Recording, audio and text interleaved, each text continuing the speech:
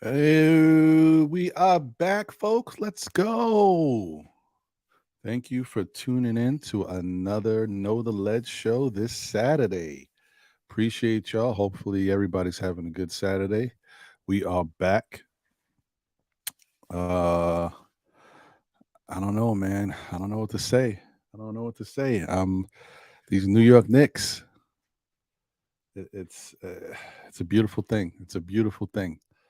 Man, it's like it's a long time coming, man. It's exciting to see the Knicks play good basketball, win games they need to win, step up, pick each other up when one guy's down or out. I don't man, I don't know what to say. It's a beautiful thing. I'm not used to it. I'm not used to it. Um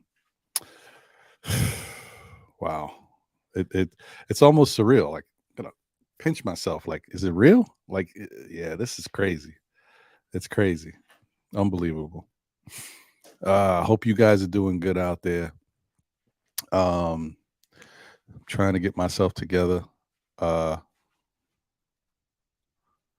I need to try. I was hoping that I had a little headache this morning. It was going to go away, but it went away, and now it's starting to come back again. So it is what it is. One of them days.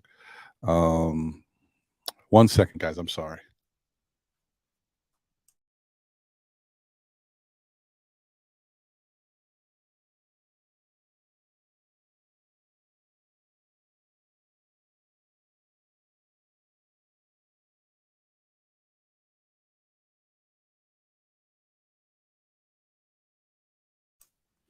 Okay, I'm back. Sorry, guys. All right. So, man, yeah, it's just crazy, crazy time. This is man. I don't know. It was the last time as a Nick fan I was this excited. Like 2 years ago, I was a little. I wasn't. I don't want to say I wasn't excited, but I was more shocked because I didn't know that team. I didn't know if the, I really didn't think that team was a fourth seed. And I was surprised at how we were winning, and it was basically the defense doing everything. So it was just interesting to see. I didn't know what to make of that team. This team, knowing that we've got players and a system where guys buy into the defense, and then knowing that we have a powerful offense because the Knicks do have a powerful offense. No matter how you slice it, the Knicks got a good offensive team. Um, we may not be great in 3-point shooting as a team, but as far as being able to put the ball in the hoop, the Knicks know how to score. So, gotta give them credit for that. That they do. That they do. And the fact that Julius Randle isn't here, one of our top scorers. Oh, actually, our top scorer. Um, uh, and we don't miss a beat. We put up 130 points. Now, granted, there wasn't a lot of defense being played from the perimeter in this game, but still, we put up 130 points without Julius Randle. That's a good sign, folks. That's a good sign. That's a good sign. So I'm definitely loving what I'm seeing. I'm definitely loving the fact that guys are stepping up. I don't think you could ask for more. I'm happy that quickly is doing his thing. Last night's game, not so much, but it was within the flow of the game. But I'm happy. I'm happier that Grimes is stepping up and being more assertive, and they're looking for him because that's the other thing. Is sometimes it's not all about Grimes; it's the team passing the ball to him or Thibodeau, making sure he's a part of the scheme. So that's good because you need Grimes. Listen, the Knicks want to get anywhere in the playoffs, they need some of these other guys to step up and be a part of what's happening. Grimes has to be a part of what's happening.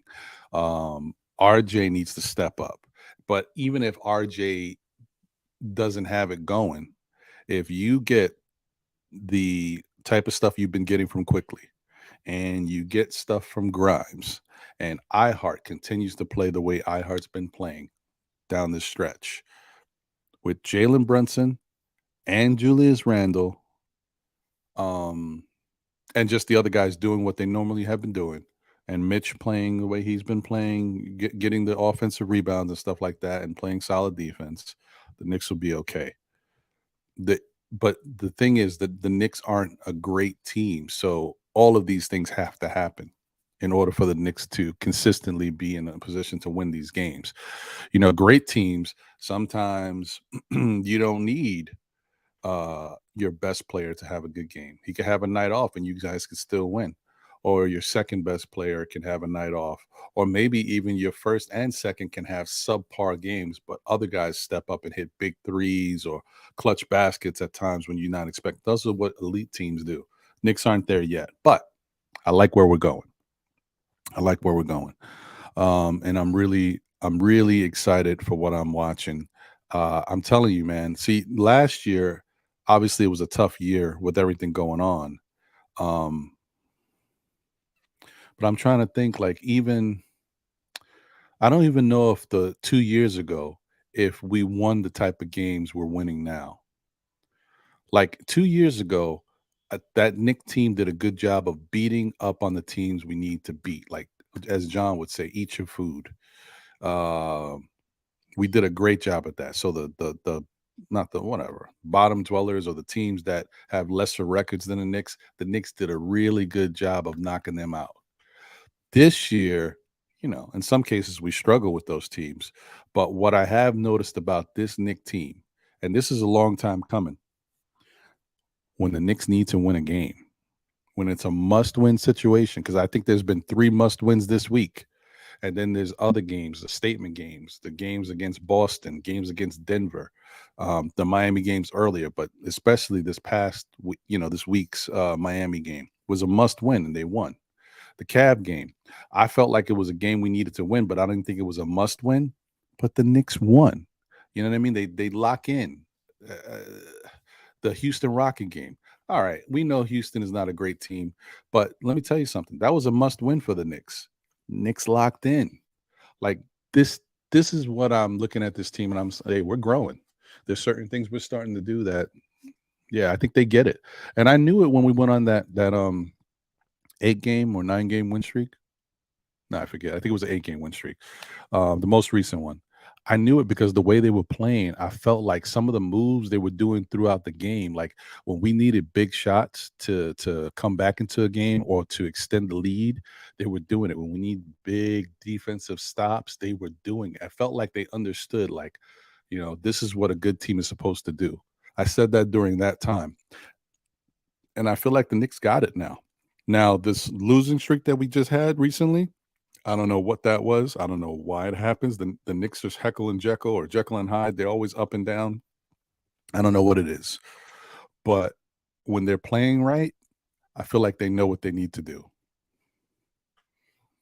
It's just nice to watch, man. It's nice to watch. It's nice to finally see them getting it together and understanding the assignment and saying, listen, we're just as good as any other team. We just got to go out there and play our game. I love that. I love that about this Knick team. I think that's one of the most encouraging things about everything. It's just them believing in themselves and knowing that they can beat anybody. They can play with anybody. Yeah, it's a beautiful thing. Anyway, shout out once again to everybody. Happy Saturday. It's a rainy, gloomy Saturday on the East Coast. However, I think it's going to be a high of 70 degrees, at least in the New York area. This weather is nice. I'll take it. I mean, I don't love the rain part, but I'll take the warmer weather. I'm done with the cold. Let's get up out of here, cold. We're not quite there yet, but I'll take this day. Warmer temperatures work for me. I just don't like the 90s too much. But 85, give me that sweet spot in between 85 and 75 in the daytime, and then the nights where it's like 60. That works. That's that San Diego weather. I always said if there was ever a place that I would love to live, it would be San Diego, only because people tell me so much about the great weather. I've never been, and I don't travel. So, after going through my little bouts with my own anxiety and being on planes, it's been a tough road. So I don't know. Unless I take a cross country trip or something,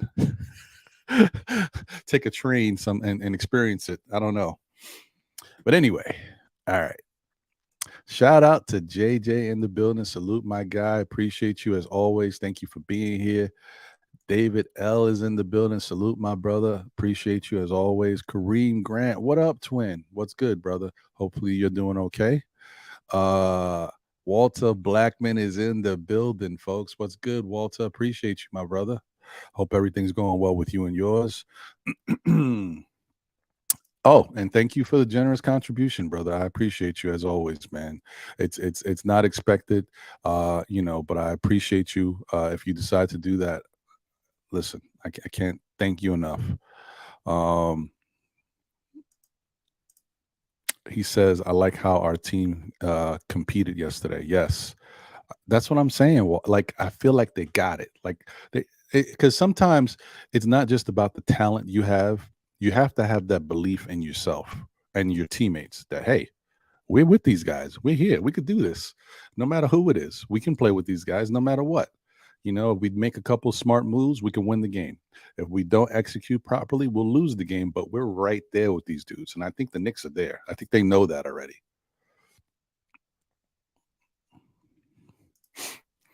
He said, I truly believe Tibbs should go with a 10-man rotation because he will need McBride's defense. I agree. And I think he will. I mean, I don't want to say that. I hope he will situationally. I hope he understands that. I don't think he's going to, like, I don't think it's a set thing, right? But I do think that in the playoffs, you may start to see him do that on occasion, depending on how the game is going. If he sees that certain things in the defense is not working right, I think he will try to get a spark from a guy like McBride off the bench. I think he will do that. Those other guys, the Derrick Rose and the Fournier, I don't think they're going to play. But I think he will try to go to McBride if he feels like we need a little extra defensive maybe the guys aren't scoring well. We can't score well in the playoffs. Well, we need to do a better job on defense. Let's stop them and slow them down on their offense. You know what I mean? So I think he would do something like that in that case. But what's going to be really helpful is the Knicks have 4 games left. And in these 4 games, at least 2 of these games, I think you're going to see a good dose of McBride. And this is where Tibbs will try to keep him warm, try to get something out of him. Maybe you'll even see Fournier in the next 4 games. I mean, it's a little slap in the face, but hey, maybe you'll see him just, because honestly, I don't even know if after this season if Fournier is going to play another game for the Knicks. I think they would be smart to try to move him in the off season. No sense having an $18 million player on the bench not playing him. You might as well try to get him up out of here while you can, if you can. Louisiana Knicks is in the building. Salute, my brother. Appreciate you. Good to see you. JT Riddick is here. Salute, salute. Comega, what's good, my guy? Salute, brother. Big task at hand is in the building. Salute, salute. Yes. Good morning. These Knicks, these Knicks, these Knicks. Yes, yes, yes. It's been beautiful, man. Parrish Duggar is in the building. He says, why is it a surprise this late in the season? I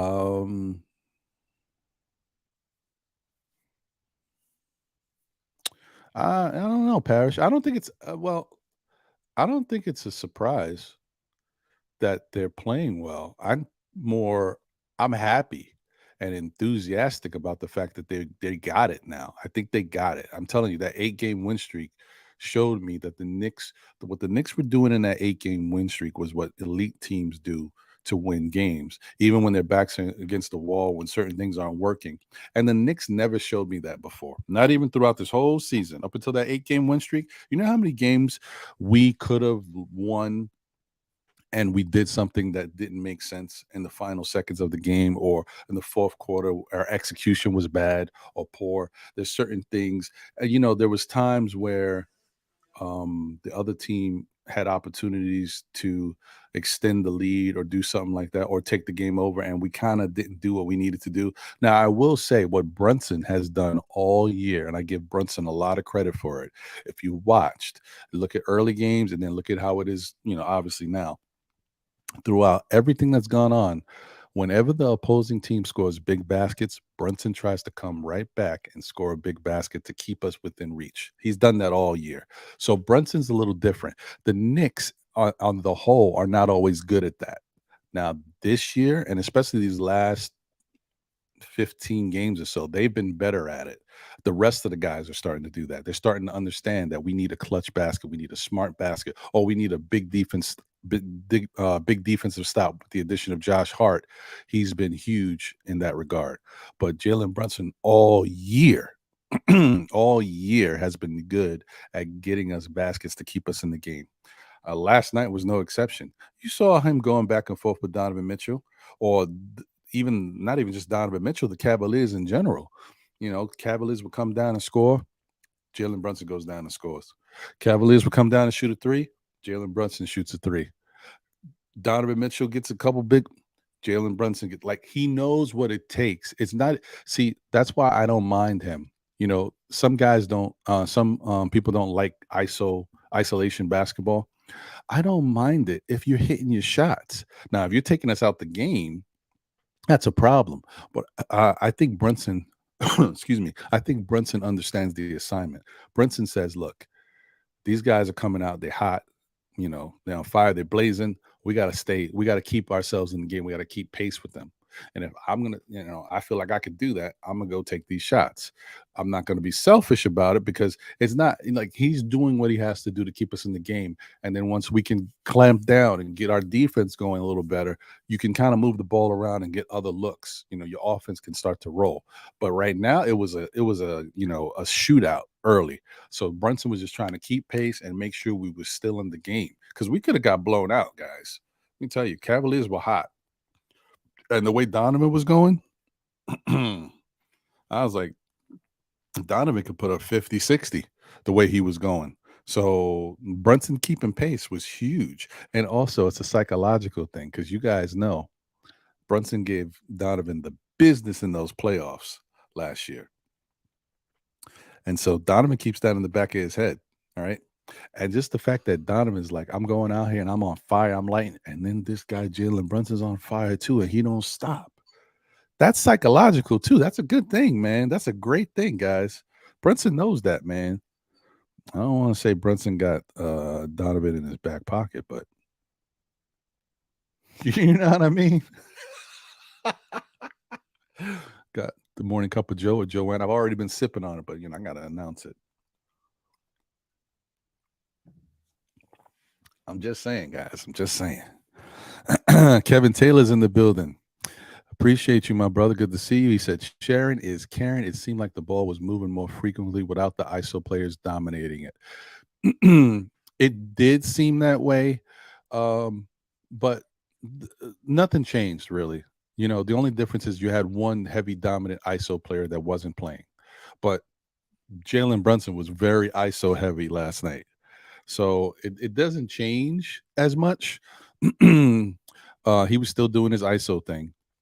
Now, RJ wasn't a big factor in last night's game. So that kind of took a little out of the ISO ball. But who has a little ISO in him himself is Quickly. He moves the ball around, but he holds the ball and moves the ball to his spot. So I saw yesterday there was moments where if the ball went to Jalen Brunson's side, either Jalen was going to do what he's going to do or he's going to try to move it to get it to somebody, whatever.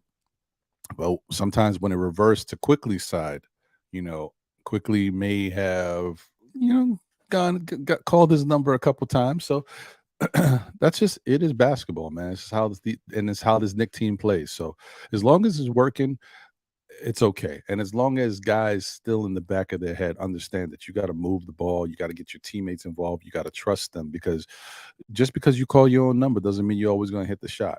So you got to believe in everybody out there. We saw an instance of that yesterday that it blew up a little bit, but It's okay. And this was a long time coming. I've said it before. And I didn't know it was gonna happen like this, but it's good to get it out there. It's not only is it good to get it out there, it's good for Obi to step up. It's good for RJ to understand, and it's good for the rest of the team to see it and the national media to see it. Well, maybe not the national media. I shouldn't say that. Let me take that part back because the national media is ridiculous. But it's good for the rest of the team to see it come out like that. I'm sure they know about it behind closed doors, but it blew up a little bit, overflowed. Excuse me. And if you don't know what I'm talking about, I'm sure some people have seen it already. Um, let me get to it. Let me see if I can find it. Let me go through this and I'll come right back to it, guys.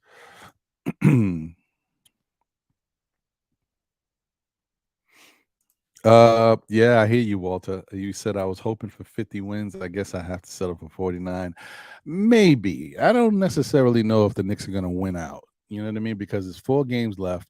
I think in 1 or 2 of these games, I think they're going to try to rest Brunson. It makes sense. It's smart. I would think you would do that. So we'll see what happens, And if that's the case, just like how was it last year? I think it was last year when we played the last 4 games of the season. Obi went off and quickly went off. So there might be, some of these other teams we play. I think we play Indiana twice. That we play the Wizards next. Maybe one of these other teams, they don't have much to play for, so their young players go off in these games where we're resting guys or whatever. So I don't necessarily know we're going to get to 49. I'm happy where we are though. 45 was my initial guess this year. I was like, we're going to win 45, and then I changed it to 43, and then I went back to 45. So I'm happy where we're at. To me, I'm content. Excuse me.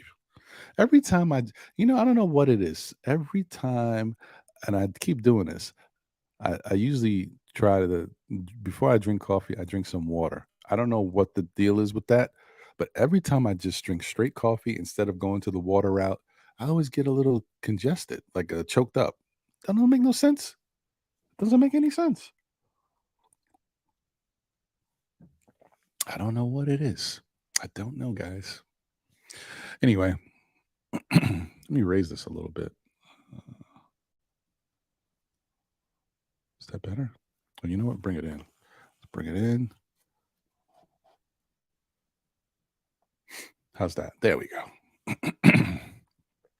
Felt like I was looking a little extra darkies. Anyway, Dripmore is in the building. What's going on, Dripmore? Appreciate you, man. That's right. Everybody's favorite barber. It's the barber of Still Nick fans. Check out Dripmore's YouTube, man. Doing his thing with the fancy cuts and everything. Appreciate you, my brother. Fabian Williams is in the building. Salute, my brother. Appreciate you. Good to see you.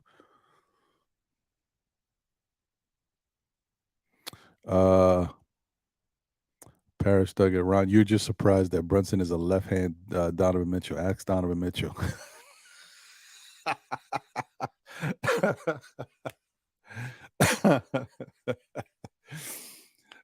Yeah, I mean, look,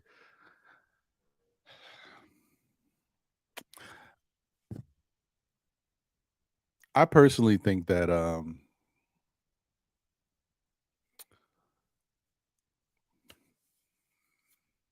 we made the right call with Jalen Brunson. Obviously, we know that, right? And I think that, when people look at the situation, they get a little upset with the fact that we didn't get Donovan. I was upset that we didn't get Donovan, but let's understand what we would have gave up to get Donovan. Don't know if this team would have been playing the way that they're playing now, right? Like if we would have gave up Grimes and RJ, I don't know who else might have been in that trade. Maybe Obi was in there too. Grimes, RJ, Obi, Fournier for the money. I think that would have been enough money wise. And then 2, 3 first round picks, 3 first round picks actually. That's something to give up.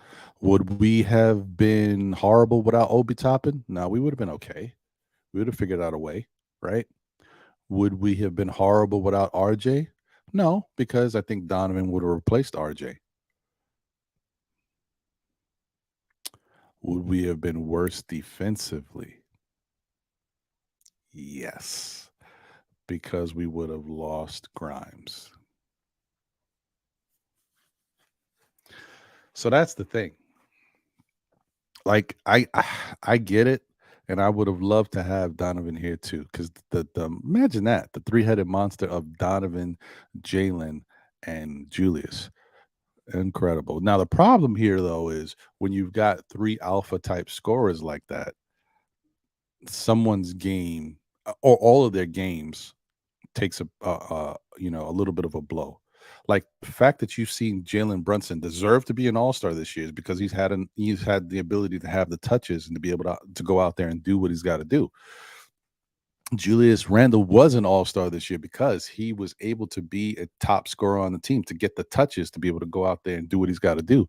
If you have Jalen Brunson, Julius Randle, and Donovan Mitchell here, that ball's got to be spread around, and everybody's game will take a little bit of a back seat. So that's the tough thing. Like you could go from was Donovan Mitchell an all-star this year? I don't remember, guys. I didn't watch the all-star game, so excuse me. Um, but he's a whatever. He's a potential all-star every year, even if he wasn't.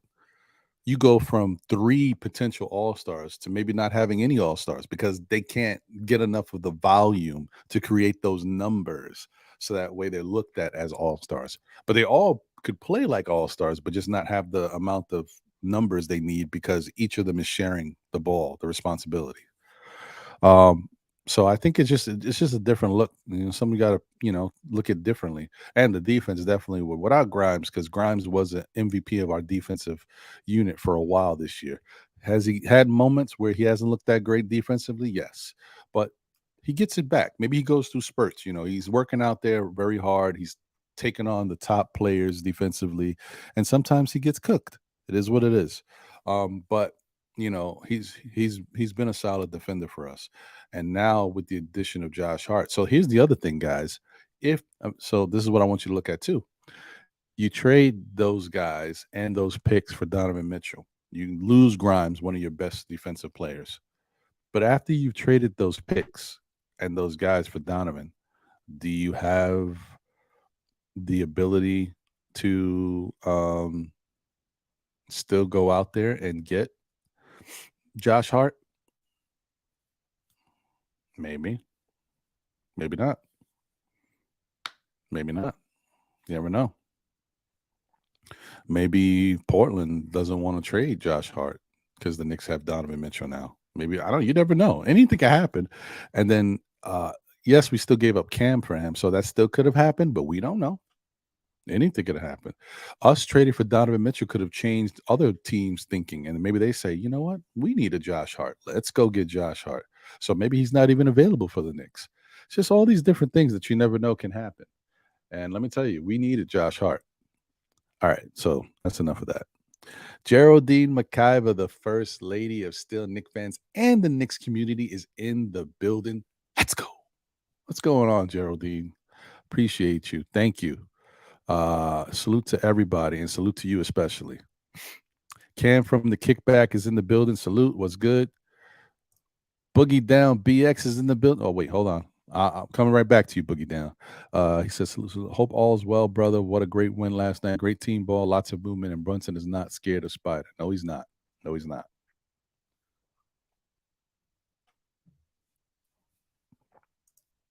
Boogie Down BX is in the building. Salute. I'm giving this team some credit for this win. Yeah, They deserve it, man. They deserve it. They're stepping up and doing what they need to do, man. You got to love this team. I look, we got to get off of this, guys. As Knick fans, this is to everybody out there. To those who get in the chat and want to say something, to those who don't get in the chat and just watch from afar. We gotta big up our team, man. Our team has played well. They've 45 wins is not easy.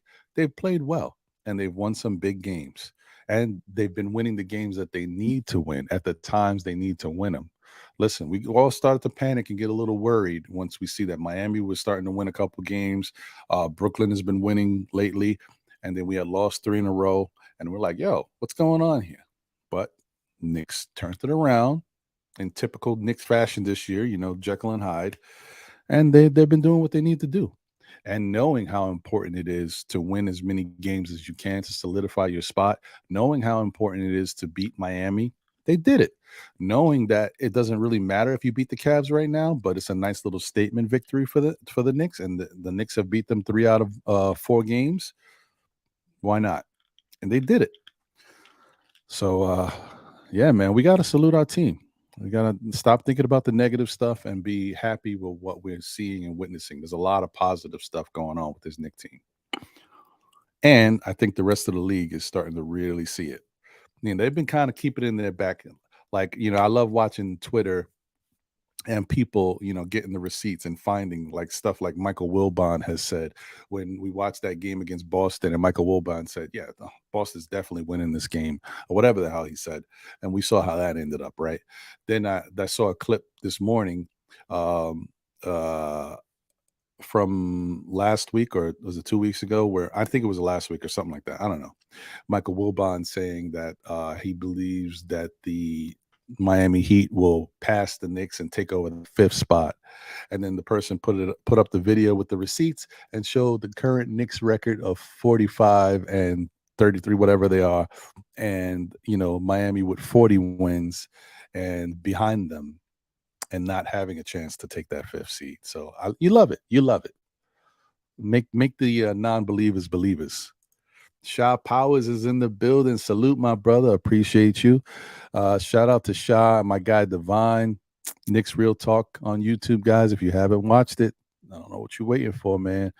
Yeah, it's definitely a good show. Good show. Thank you guys for always being here and supporting. I appreciate y'all. Oh, the new Knicks is in the building. City and Squad. Appreciate you, man. Good to see you. Guys, definitely check out the Organic Knicks podcast. I don't know.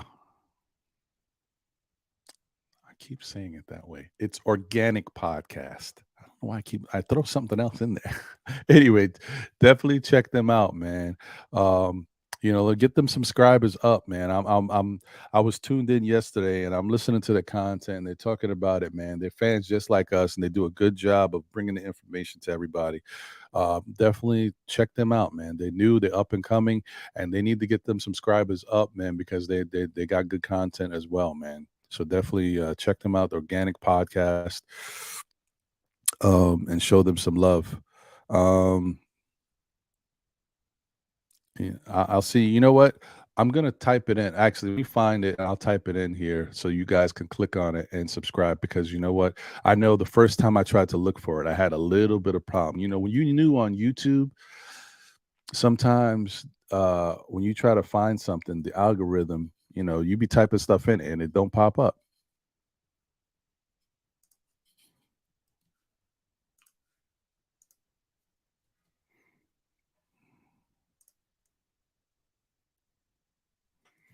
Okay, I got it right here.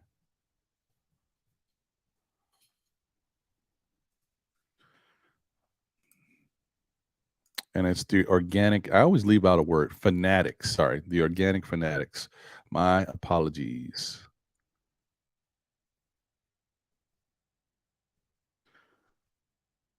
There we go. Yeah, guys. So definitely check them out, man.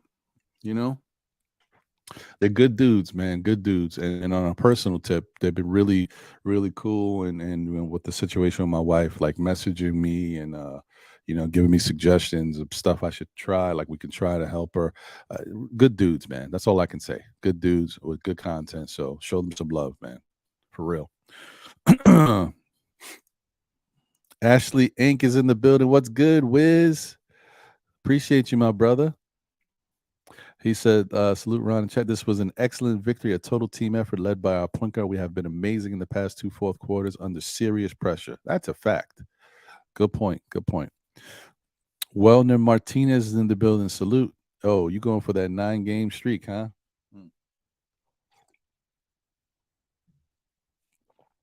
We'll see. We'll see. I don't know about that. The new Knicks City and Squad. Salute, salute, salute. Hey, Agent Super Argo's in the building. Salute. He said this team is unpredictable to the opposition without Julius. They don't know who to focus on defensively when the entire Knicks roster is contributing. That's also very true. Very true, Agent Super Argo. When we play like this, man, that's what I'm saying, man. I don't want to get the other thing listen, let me say this now, because I know it's going to be moving around. We are not a better team without Julius Randle, guys. Okay? I know we looked good last night. The ball moved around for the most part, but Jalen Brunson still played the way Jalen Brunson plays. Okay? RJ just wasn't effective, or RJ would have been playing the way RJ plays. I'm just saying, guys, let's not forget how we got here on the back of Julius. Okay? He did a lot for this team to get us to this point. But it is nice to see them get everybody involved so they can get comfortable, because we're going to need them in the playoffs. I like to say that this is like good practice for the playoffs. So from that standpoint, okay, that part is good. But I don't want us to forget what Julius means to the team. For the love of the game is in the building, my guy Hard Will. What's good, my brother? Shout out to you and my guy Worldwide L. Guys, I say it all the time. If you haven't checked out for the love of the game at this point, I don't know what you're doing. You should already know about it. Really good content, great dudes, talk about everything. It's just an entertaining show. Really good to watch. And another one of those good ones from our Knick community. So definitely support, like, comment, subscribe, show your love for them. That's right. It's the number 4, OUR, love of the game. Salute. CC is in the building. What's good, my brother? William Thompson is here. Salute, Ron and chat. What a game last night. Go New York. Go New York. That's right. Yeah, man. It's good to see. I mean, we got to be, listen, as Knick fans, we've suffered a lot. So when they're playing good, we need to acknowledge it and also be happy. Be happy about it, man. We deserve it. Jeremy Nussbaum is in the building. Salute, my brother. Appreciate you. Hopefully you're doing good. Always good to see you. Gideon Amankwa in the building. What up, G Money? Salute, my brother. Good to see you. Almighty Finesse is here. Salute. What's good? Okay. All right, Paris. I see you. Talk that talk. He said Brunson is setting the pace, not keeping up with Donovan's pace. Okay. All right. Listen, all I know is coming into this game, Donovan's last game, he dropped 44. So he's been on one lately. Prior to that, he had 30 something. Prior to that, I was looking at the list. Donovan's been coming into it kind of hot.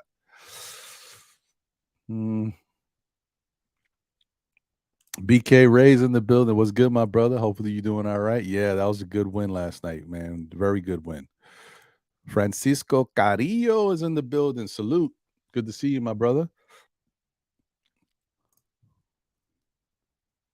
Oh, Source One. Yeah, you might be right, man. You might be right. I got to get it together, bro. I'm gonna be 46 this year. I got to start doing things a little different. Well, I'm trying to eat a little better. You know what I mean? But I do have to pay attention to certain things. I don't know. Maybe I am missing something. I'm not right, because you see what it says. I need my coffee, bro. But I don't know. Something's up. Ricardo's in the building. He said, "What up, Ron? Good day. Health to you and yours. Appreciate you, my brother. Thank you. Hopefully you doing okay as well." Glamour Nix is in the building. What's good, girl? How you doing? Josh Hart was definitely a need, and I'm grateful he's here. He brought an extra boost to the team. Facts. Knicks will be 2026 NBA champs. Hmm. You know, that name, it I don't know. It's starting to look a little better. Would you say last night's win at Cleveland a top 3 win of the season for the Knicks?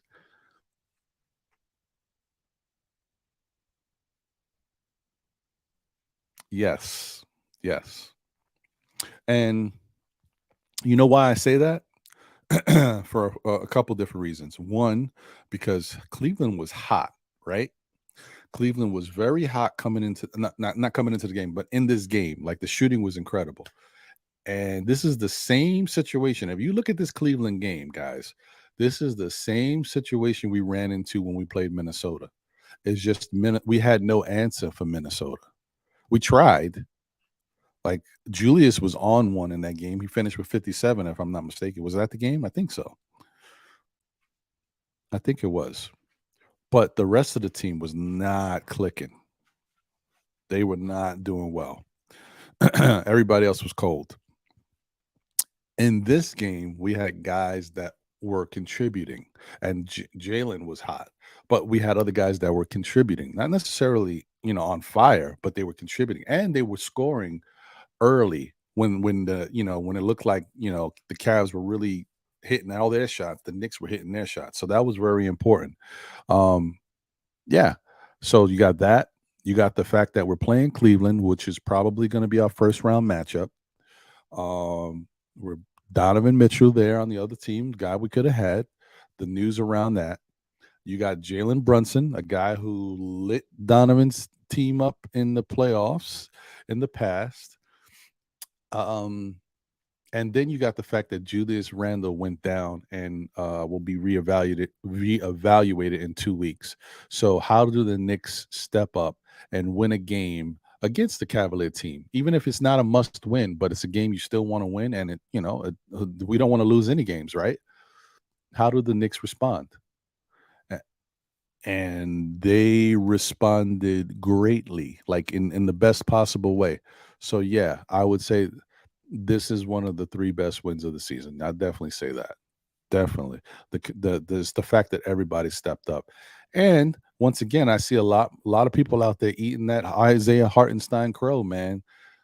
People now you see, and look, um, I get on the front office just like everybody else does. But front office had a good idea. Okay, they have good ideas. It's whether or not it executed the right way and things work out. But Isaiah Hartenstein is a good backup piece for this Knick team, and you see what he can do: the passing ability, the defensive ability that we knew he had, but he wasn't comfortable showing it. I don't know why this year he's struggled to get comfortable. But once he's gotten comfortable, the blocks he makes, the stops he makes, he does sometimes, he can't stop everybody. He still gets it. But he's been doing great. The rebounds he gets, he's hustling, he fights hard. Now, the only thing that we can look at and say that is not true is the shooting. The fool's gold is the shooting. We thought he'd be a better offensive player as far as shooting from the perimeter. That's not him. So that's okay. But all this other stuff, he's been great. So I'll take it. Shout out to Paris Duggar. Thank you for the generous super chat. He said, if we leave this team alone and let them grow, there's no superstars out there to beat us after 2 years, especially with our draft capital. That's fair. That's fair.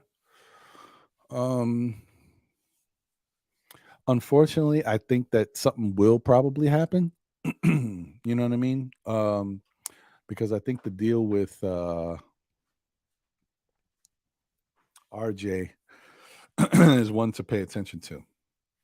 And we know that eventually Fournier is going to get off this team, right? So it would be smarter for the Knicks to trade Fournier and get something for him rather than letting him go after next season. But let me see here.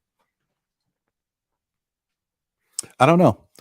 Guys. I'm trying to figure out, is there a way that I think nothing would happen? I don't think so. I think something's going to happen. Yeah, I think something's going to happen. We'll see what happens with RJ, but I'll be honest. If RJ doesn't have a solid playoff showing, I think the Knicks are really going to start to look at that investment and say we might need to move on from him. And I'm not saying that I'm happy or unhappy with it. I just think that they might say to themselves, we know what we got in Julius now. We see what we got in Jalen. Grimes is still ascending. We don't know what he is yet, but he's getting better. Quickly is ascending. We can see what he's doing on the defensive end as well as what he can contribute offensively, and they're going to have to pay him. Well, hopefully they can pay him. And then Mitchell Robinson is, he's a little bit of a question mark himself, but you can see how important Mitchell Robinson is to this Knicks team. I mean, last night those 9, was it 9 offensive rebounds? I don't know, but I have to check again. But the offensive rebounds he was getting, and I mean, it was incredible what he was doing last night, and his little putbacks. Those were points that we needed on the board at the time when we got him. So.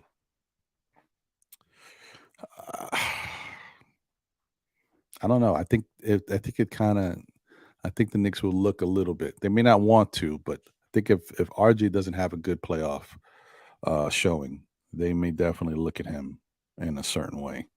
Like we might have to, make a move while he still has value.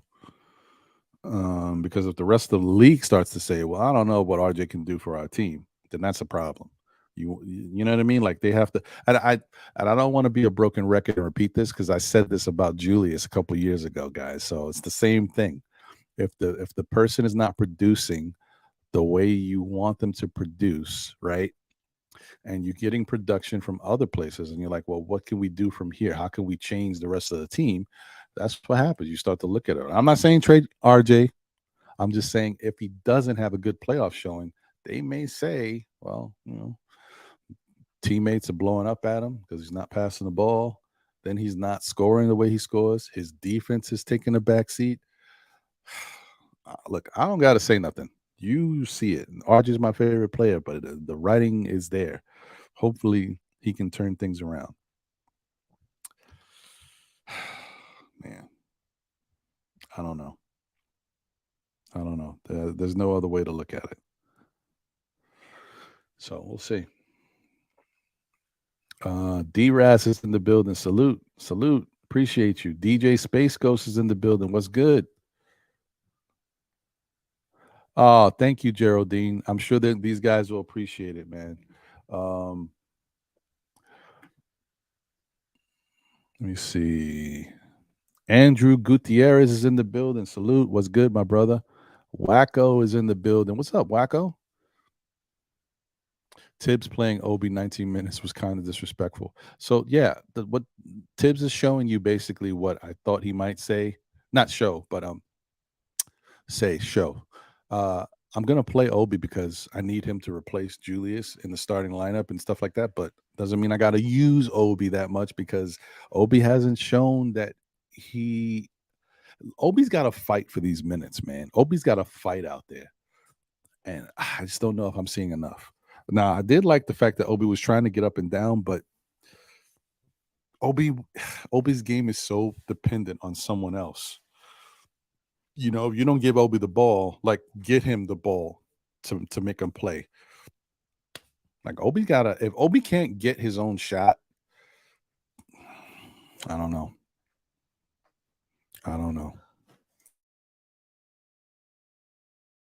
So I just don't know. I'm not sure. What else we got here? I think I said what's up to everybody. I think I got everybody. Okay, cool. All right, guys. So let's do this. I'm going to try to find this real quick so we can talk a little bit more about it. I'm going to put the link in the chat and I am going to hit the intro. Do all that good stuff right now. So, guys, if you want to come on and chop it up, by all means, the link is there.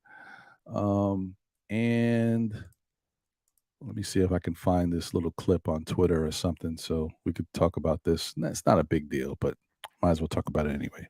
Right after the intro.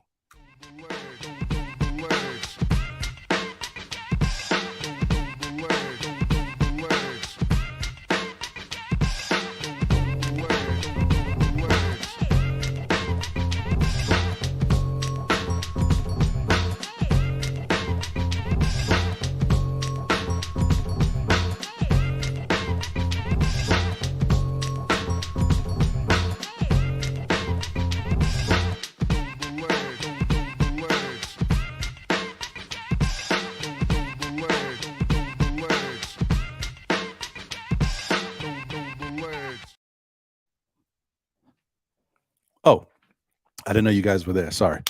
Anyway. Yeah, man. Thank you guys. Appreciate you for being here and rocking with me. And once again, I want to verbally say thank you to everybody who has helped and contributed, shared the GoFundMe for my wife, and or contributed. Thank you for your help. I did put it up on the site as well. I've put it up on my other social media stuff for the show, but we were able to get the appointment for the functional medical doctor that we were trying to see for a while, and they started a treatment plan for her. It's expensive, and we may not be able to do everything, but we got it started, and so that's good. And so hopefully we can continue to do some stuff and get her to the point where she continues to get better and get her strength up. But we're not out of the woods. It's a whole process of continuing to do things to help her body. A lot of inflammation and things of that nature that has to be dealt with. Clear that stuff out. Get her up, continue to, get her to the point where she's sleeping normally, because that's been another big deal, not being able to sleep and having insomnia. So dealing with that stuff. Then once all that's done, going to physical therapy and getting the strength back up. And then once we get the strength back up, maybe she can start moving around the way she normally would and can get back to some normal way of life. But yeah. So yeah, that's it in a nutshell, guys. But thank you once again for all your help, well wishes, prayers, contributions, sharing, all of that good stuff. I appreciate it so much. Like I said, we're not out of the woods, but we have a plan, and we're going to stick with the plan. And hopefully, the way the doctors have set everything up, they feel very confident that she's going to get better. So hopes from there. All right. So, guys, I think I have it here. All right. Let me, okay. And then where's my, oh, I can't blow it up yet. Hold on. I got to do it after. My bad. Shout out to Cynical Knicks fan. I'm shouting you out because you were the one that I grabbed this from, because you posted it. Oh, well, Knicks Nation has it right underneath you too. But I'll give Cynical Knicks fans some love. So most of you guys, I would say, probably already seen this, but some of you might not have.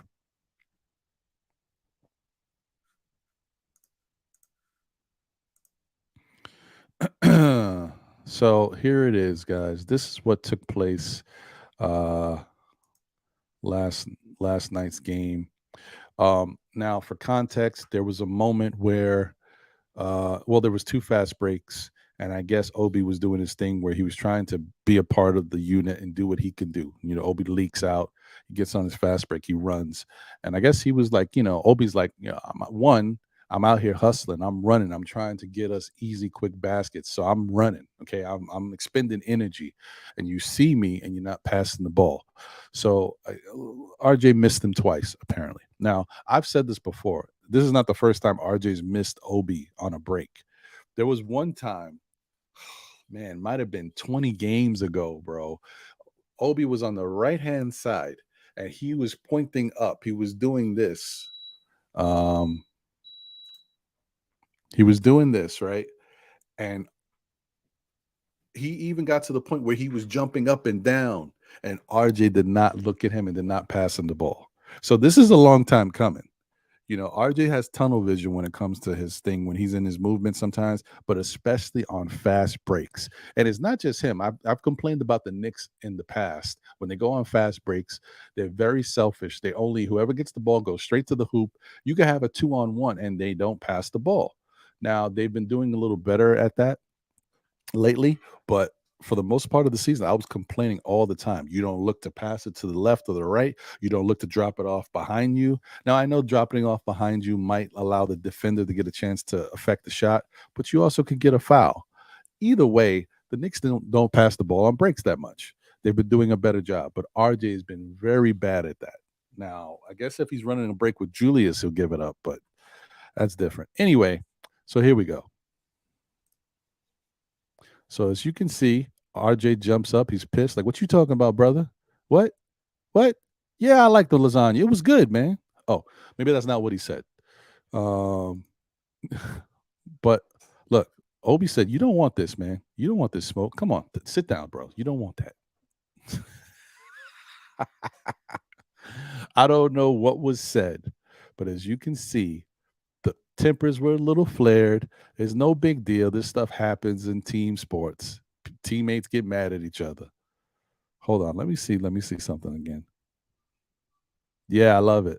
Look at this guy's face. Look at the coach's face right here. He's getting a kick out of it. Look at this. Is funny. Oh man. Okay. All right. That's enough of that. Yeah. So, I mean, it is what it is, guys. It is what it is. These things happen. This is basketball, or not just basketball. It's sports in general. This happens all the time. Teammates be cursing at each other. They fight with each other. It is what it is. It's no big deal. They as you can see, they squashed it. Did a little, okay, we good. And then, of course, I don't know if MSG, like if the Knicks brass made them do it, but then they had a little thing in the like outside the locker room. They had them take a picture or something. I don't know. It's a little too much, but I guess they're like, we don't need any narratives to start to derail the good stuff that this team is doing right now. So, yeah, I can understand that.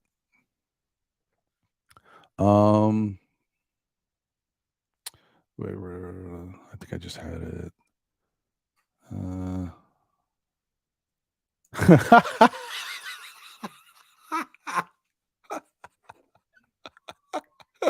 I see, David L.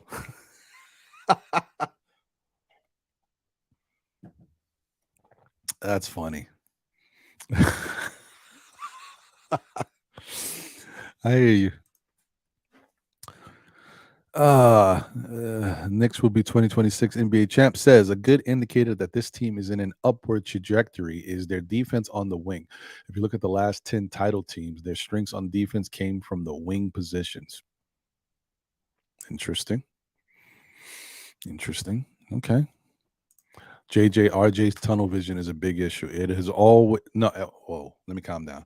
I'm not going to say it has always been, but this year has been I'm going to go back to it again, guys. Once again, when I say this stuff about RJ, I'm saying it not because I want him traded, not because I want him off the team. As I said before, he's my favorite player.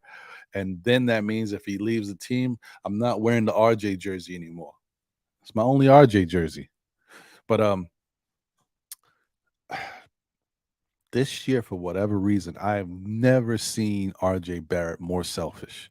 Now, I think he has tried to be a little better in the past 20 to 30 games at times, but for the most part, and in the beginning of the season, I've never seen RJ this selfish in my life of watching RJ Barrett, from the high school highlights of watching some of the clips of games and how he plays with his teammates. Definitely watching Duke games because I am a Duke fan. I just don't watch as much as I used to. I'm just not into the college game that much anymore. But watching the Duke games, never seen RJ like this. Even with the Knicks games, the first couple of seasons with the Knicks, he moved the ball around. He did whatever was asked of him when it comes to that stuff. He believed in his teammates. Third season, same thing. got a little bit more selfish, we saw, but he moved the ball around still. This season, oh my God, to start the season, I was like, what is wrong with this dude? He doesn't pass the ball to anybody. I don't know. It's just been wild, and I've never seen him play that way. So crazy, crazy. And I think it just finally kind of came to a head. Obi's like, listen, I'm fighting out there for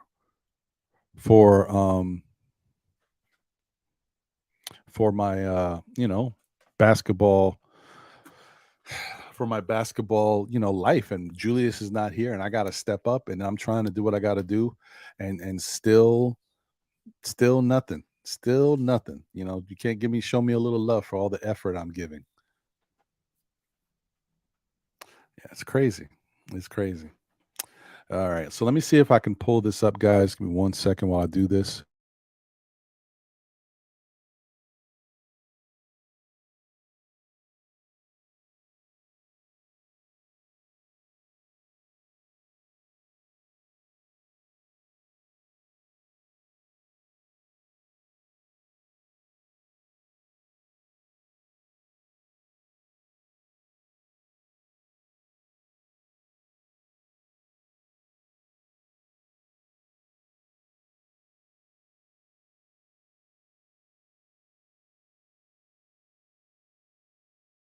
Let's see here, guys.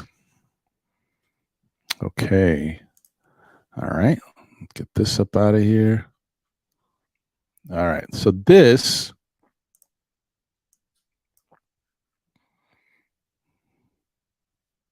and shout out to okay. All right. Okay. So I want to get this up real quick because I think it's a first off, I think it's a really big shout out to New York basketball on Twitter for posting it. I think it's really big when um, you can get information from opposing players about your team, right?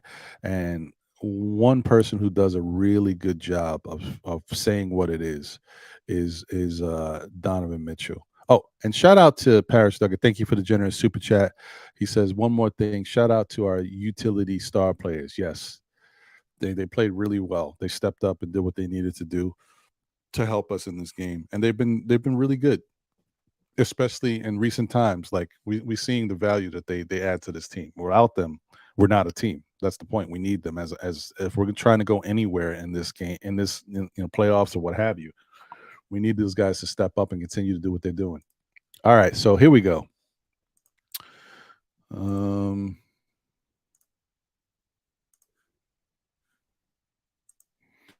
So this is Donovan Mitchell talking about Jalen Brunson.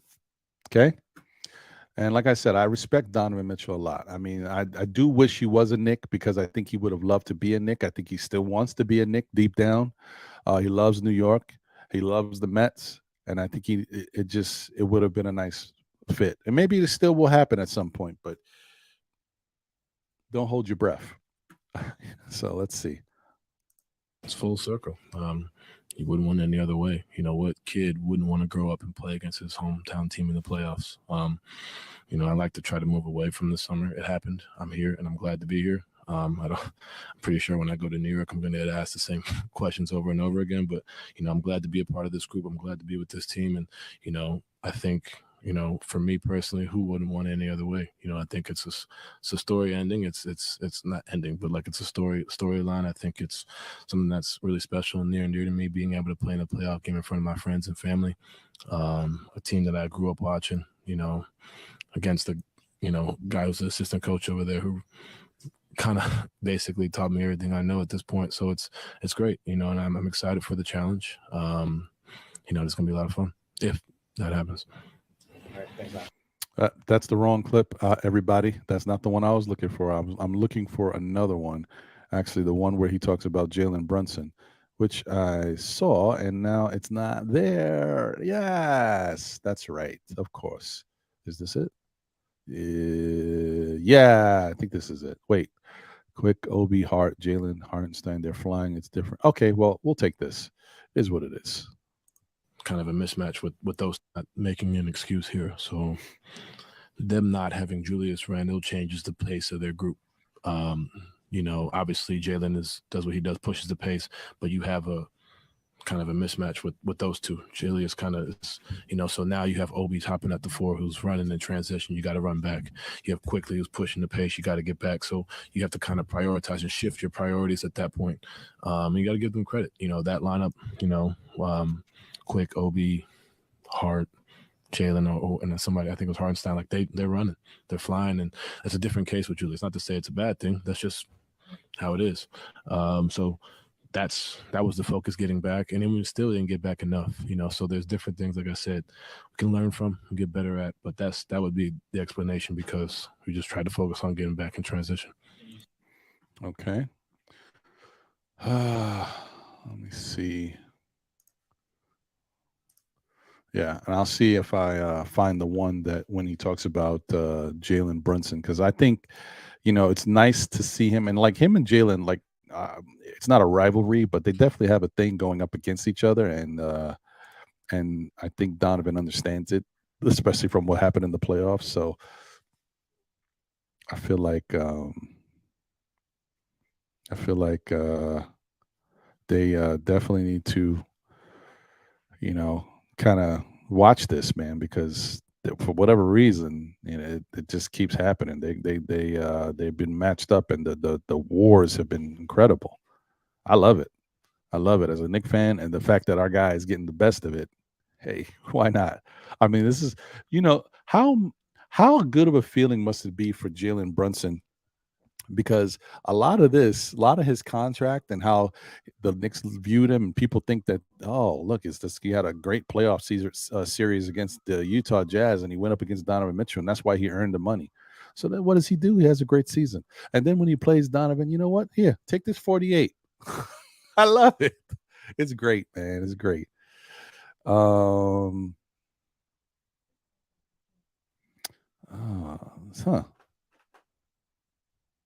Wow.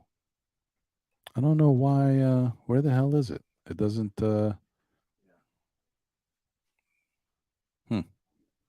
All right, I'll find it, guys. But we'll move on. But I'll find it. It's somewhere here, because I definitely know I saw it. Anyway, let's see here. Greg is in the building. Salute, my guy. He says, salute Ron. In the post game, he basically said that the team is better without Randall in a nice way. No, he didn't say that, Craig. But he did say that yeah, he did say that they're they're a good team. They've got some stuff. They've got some stuff. Hey, I found it. Good. I knew I was gonna find it. Okay, guys.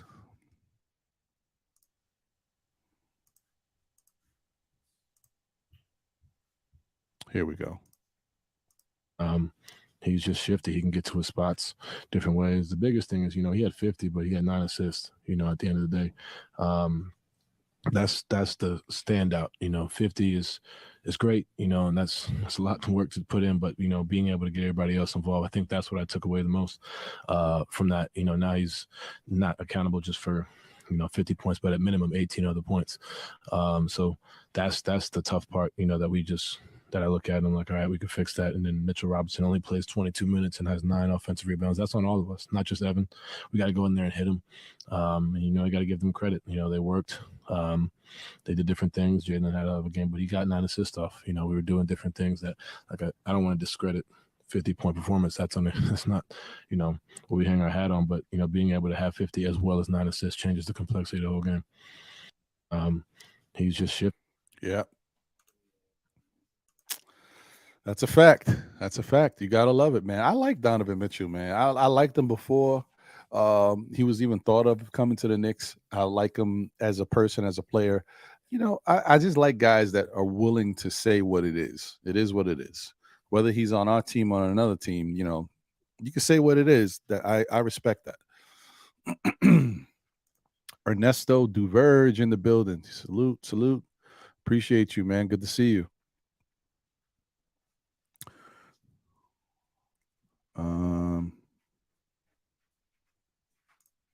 Craig says this has to be the worst decision that Mark Cuban has ever made for not re-signing Brunson. This could go down as the worst. This could go down as the worst. He's made some other questionable, and I don't get me wrong. I'm not, you know, I never disliked Mark Cuban. I think he's done a decent job with the team.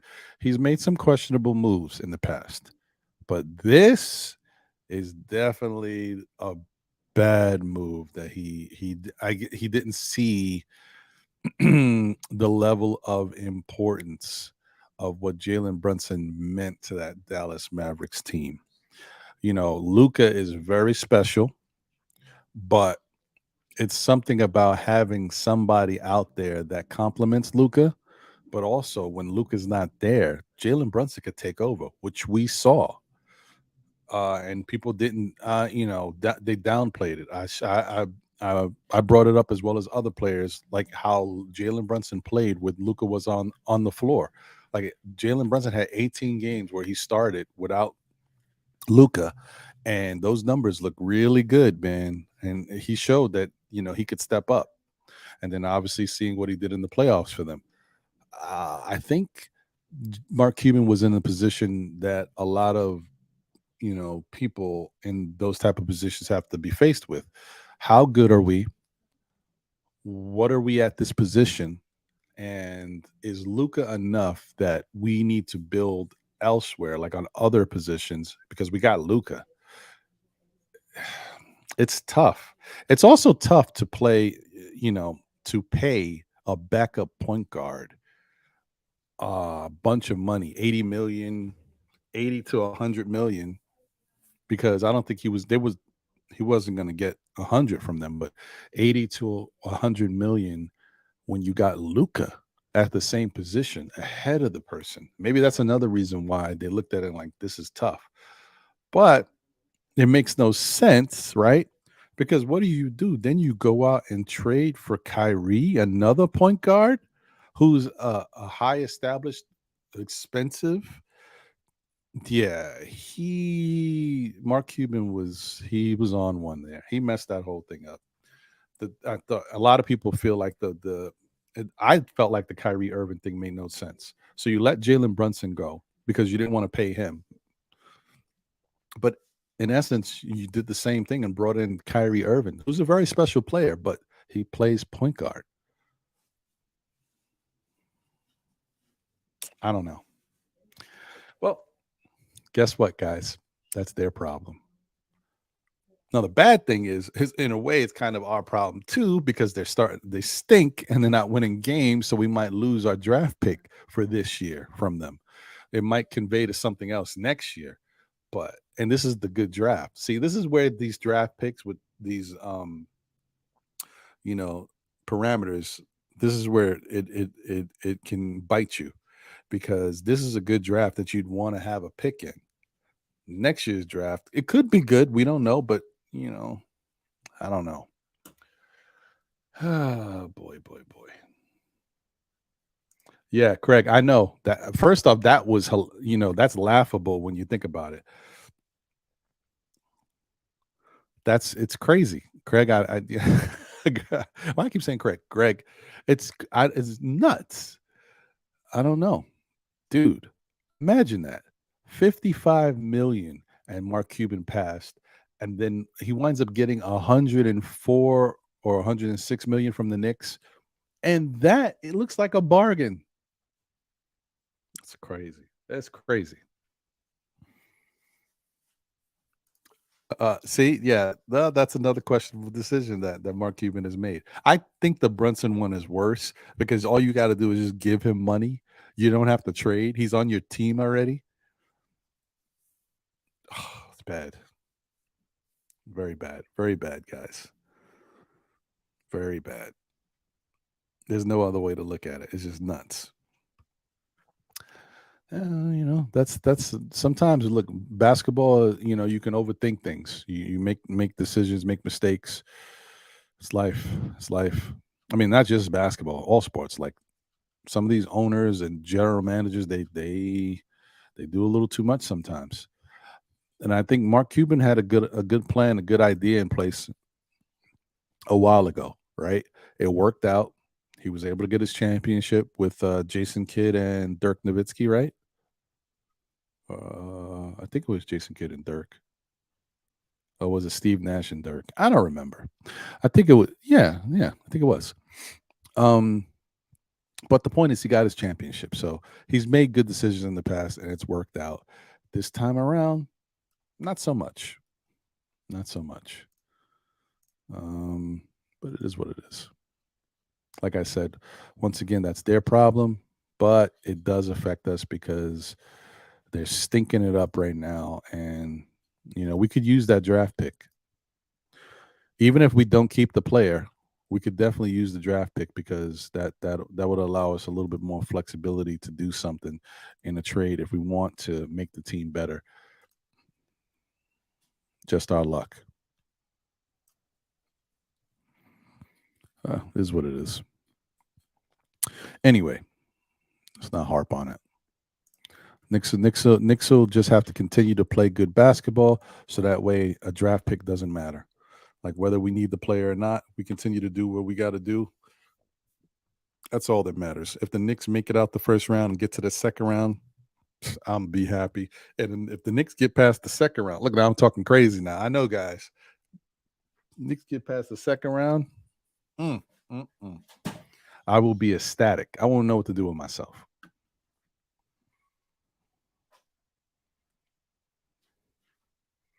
Paris Douglas said Dallas gave us Ron Harper too. Wow. I didn't remember that.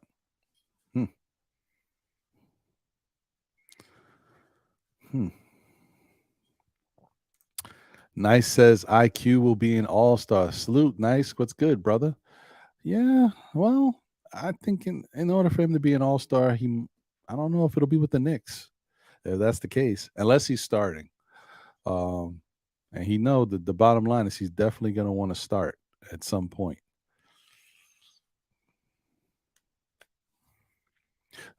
So let me ask you guys this question. Would you guys be happy with the starting lineup of Jalen Brunson, Emmanuel Quickly, Quentin Grimes, Julius Randle, and Mitchell Robinson? Would you be happy with that? Shout out to my guy, Jay Boogie. What's good, my brother? You good? Man, what's good, man? How you doing on this beautiful Saturday, man? I hope you're enjoying yourself. Hope blessings and health and happiness to everything in your household. Shout out to the chat, you know what I'm saying? Everybody up under this orange and blue umbrella, which we need an orange and blue umbrella out here today. They trying to wash out Dream Fest in Carolina, but it's okay because it rained in Cleveland last night too, you know what I mean? So, hey, man. Yeah, a little bit, man. You talking about if we get out of the first round? I tell you what's gonna happen, man. Yo, either Miami or Atlanta, one of them guys gonna knock off Milwaukee in the first round, and we're gonna get home court advantage in the second round and go to the Eastern Conference Finals, baby. That's what's happening, man. I love it. I love it. You gotta speak it and talk it into existence, man. And all season, man, this team here has been allowing us, you know what I'm saying, to talk things and exist into existence. They've been playing for us, performing for us, everything, you know what I mean? So, hey, man, it's a beautiful season this year, man. How you doing, though, man? I'm good, my brother. Just trying to get through, and continue to watch these beautiful games that these Knicks have been playing. Also, I got you set up for a little later today. I'm gonna drop your Willis Reed tribute video soon. Wow. Oh, wow. You got a selection. You got point guards. Point guard went crazy last night. Yeah, it's a lot, man. Yeah. Hey, man, it's a beautiful time. Actually, man, you know, I'm on my way to the studio right now. Um, onto the studio right now. Some things that I can't speak upon right now, but everything is in favor of us. So that's all I can tell you. Everything That's is in great. That's favor great. from here on out for us. So, yeah, I'm on my way to the studio and take care of some business right now, man. So just wanted to call you up, man, and ride with you, you know what I'm saying, a little bit. chat with you, see what you're talking about, see how the family doing. When I say family, I'm talking about, you know what I'm saying, everybody in the chat. See, all of us got different names, but all of our last name is Chat. So you know what I'm saying? That represents everybody, man. Yeah, no, I hear you, man, and I appreciate you, man. Thank you for jumping in while you heading out. Yeah, man, I'm just so excited and happy to see the Knicks playing good, like sound basketball. Just understanding what they need to do to get these victories, man. Like they taking care of business. When you hope that in the past the Knicks couldn't take care of business because maybe they didn't have the right pieces, right? Like they may have wanted to, but they just weren't ready. Now I think they're ready to take care of business. They're still improving, they're still getting better, but they got enough pieces on the team that they know, hey, we can pull this game out, we can win this game. We got the pieces. Okay, they're hitting us with everything they got. Okay, let's withstand this. Let's keep going back at them. They can do that now. I'm just excited to see it, bro. It's just incredible. What do you think about how they played last night, man? Man. My four letters is team. And I break them down to together. Everybody always matter. You know what I'm saying? Everybody on this squad, it matters. All the way from James Dolan to the last person, you know what I'm saying, on a podcast. That's how far I'm going. I ain't gonna say the Knicks team, but we ain't a long way. And the team, you know, when the team believe in themselves, the outcome becomes, you know what I'm saying, a togetherness victory. And next man up, and along with being the next person up, you know, staying ready. You a lot of times in life we go through things, and whatever you believe in. But I know me, I call upon the one that sits high and looks low. You know what I'm saying? My Lord and Savior Jesus Christ. I call upon Him and I ask Him, to help me, in certain situations. But when you ask for blessings, it's not about the blessing that you ask. It's the position that you put yourself in to receive it, because He's going to give you your askings. But if you're not in position, how He going to give it to you? And these guys, they being in position and they're ready. I mean, even look at Deuce, man. No matter how many games he sit down, when his number is called, you know what I'm saying? It's like he don't miss a beat. You know what I'm saying?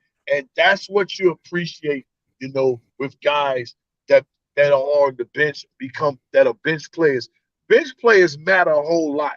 They keep the starting five together. You know what I'm saying?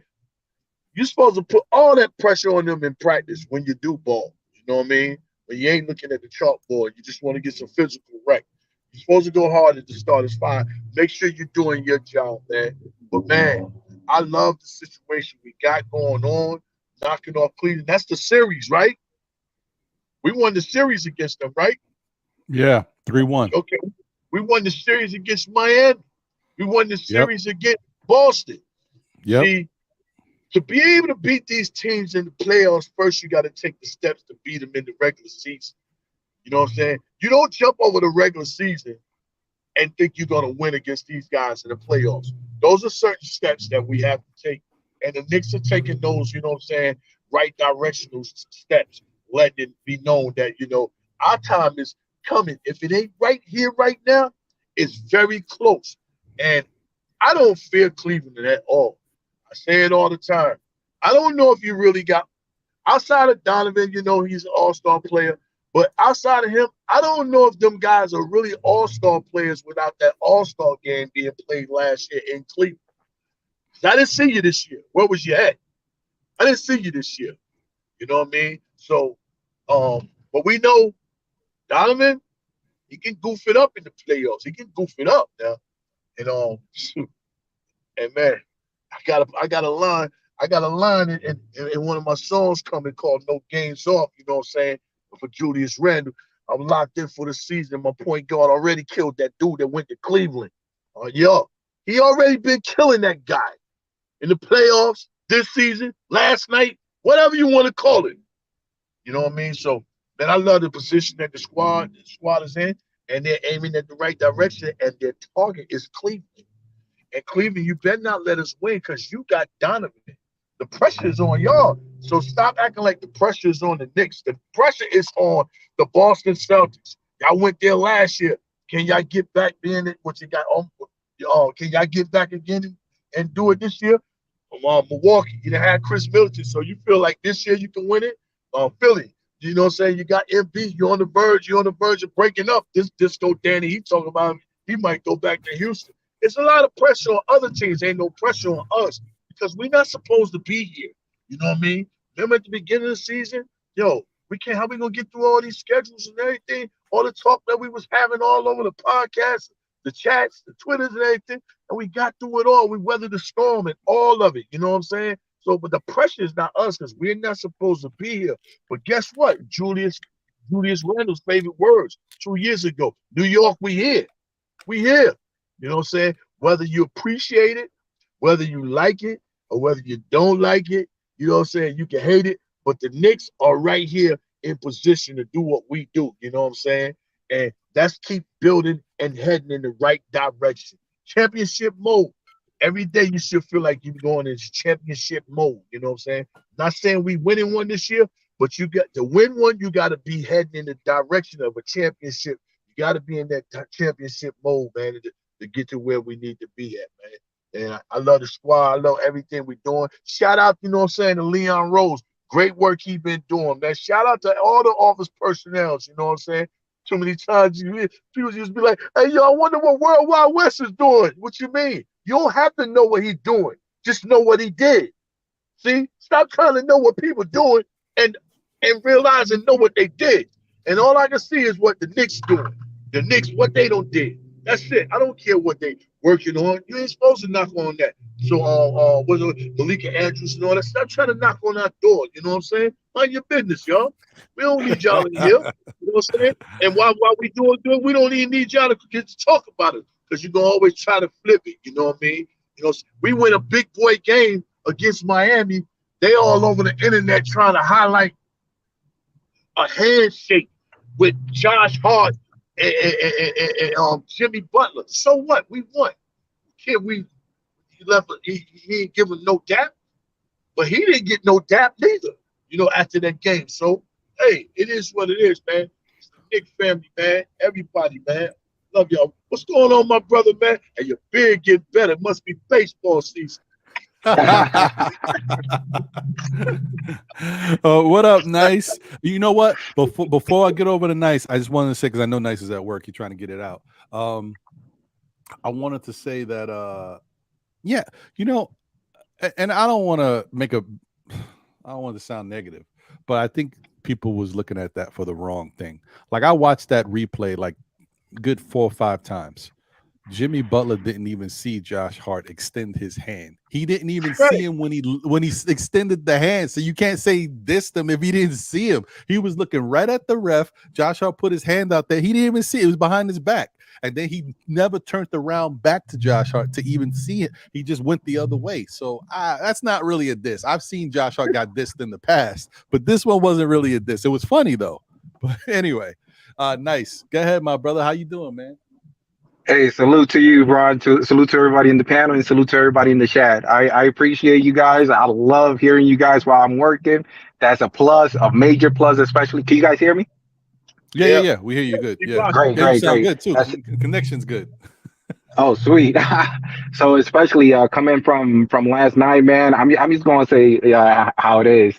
I feel like it was only one person that I'm feeling a little bit like, hey, it's scaring me because once this kid pops, I'm telling you, we still haven't seen nothing with IQ, and I've been preaching it. Now it's not only IQ, and it was something that I saw last night, and it's all power to all the players. Deuce is another one that's scaring me. Release that Deuce. Deuce, I'm telling you, he's not that type of player that you only going to rely on him either on offense or defense. He'll give you both. And those are the type of player that I love. Is that what about if my offense is not falling? What I'm going to do, I'm going to even grind it out even harder on defense. Pause on that. But shout out on RJ. Finally, I'm seeing something good with RJ. RJ is playing defense, not perfect defense, but you seeing that he's trying. It's like right now the momentum is feeding off on each other. And that's something that I love, and especially iHeart, he brings in that energy, but Hart, man, getting Hart from that all season, not all season, but that little gap. I'm telling you right now, that really gave us heart for this team, because eventually that's what he's actually bringing. He's bringing that don't quit. Man, there's plays that you look at Hart and it's like, man, yeah, he ain't gonna make it. He makes it like he makes the impossible possible. And that's what I love with this team, because it's like you seeing even players looking at him like, man, but you did that. And now, hey, the sky's the limit with this team. The sky is the limit. Now everybody is actually feeding off from iHeart, Hart, quickly, Deuce, Grimes. You seeing that Grimes is even shooting more comfortable. I'm not saying that he's hitting it all, but at least he's shooting more comfortable. So once everything falls into place, it's like a puzzle. We're gonna see the outcome of what this team is really about. The only reason that Cleveland had that win against us is because we were still trying to figure ourselves out. Because that was the first game. That was it. That was it. True. So I'll leave it at that. Before I go, do you guys have any question before I be out and run? And thanks again for everything, brother. Hey man, listen, it's always a pleasure to have you, man. My thing, I just want to ask you, and I just had it that I'm already forgetting it. Was what did you think about I just had it. What was it? I just had it. Look, I'm 45, man. I'm starting to lose it. What did you think of? Okay, now I got it. It's back. Sorry. What did you think about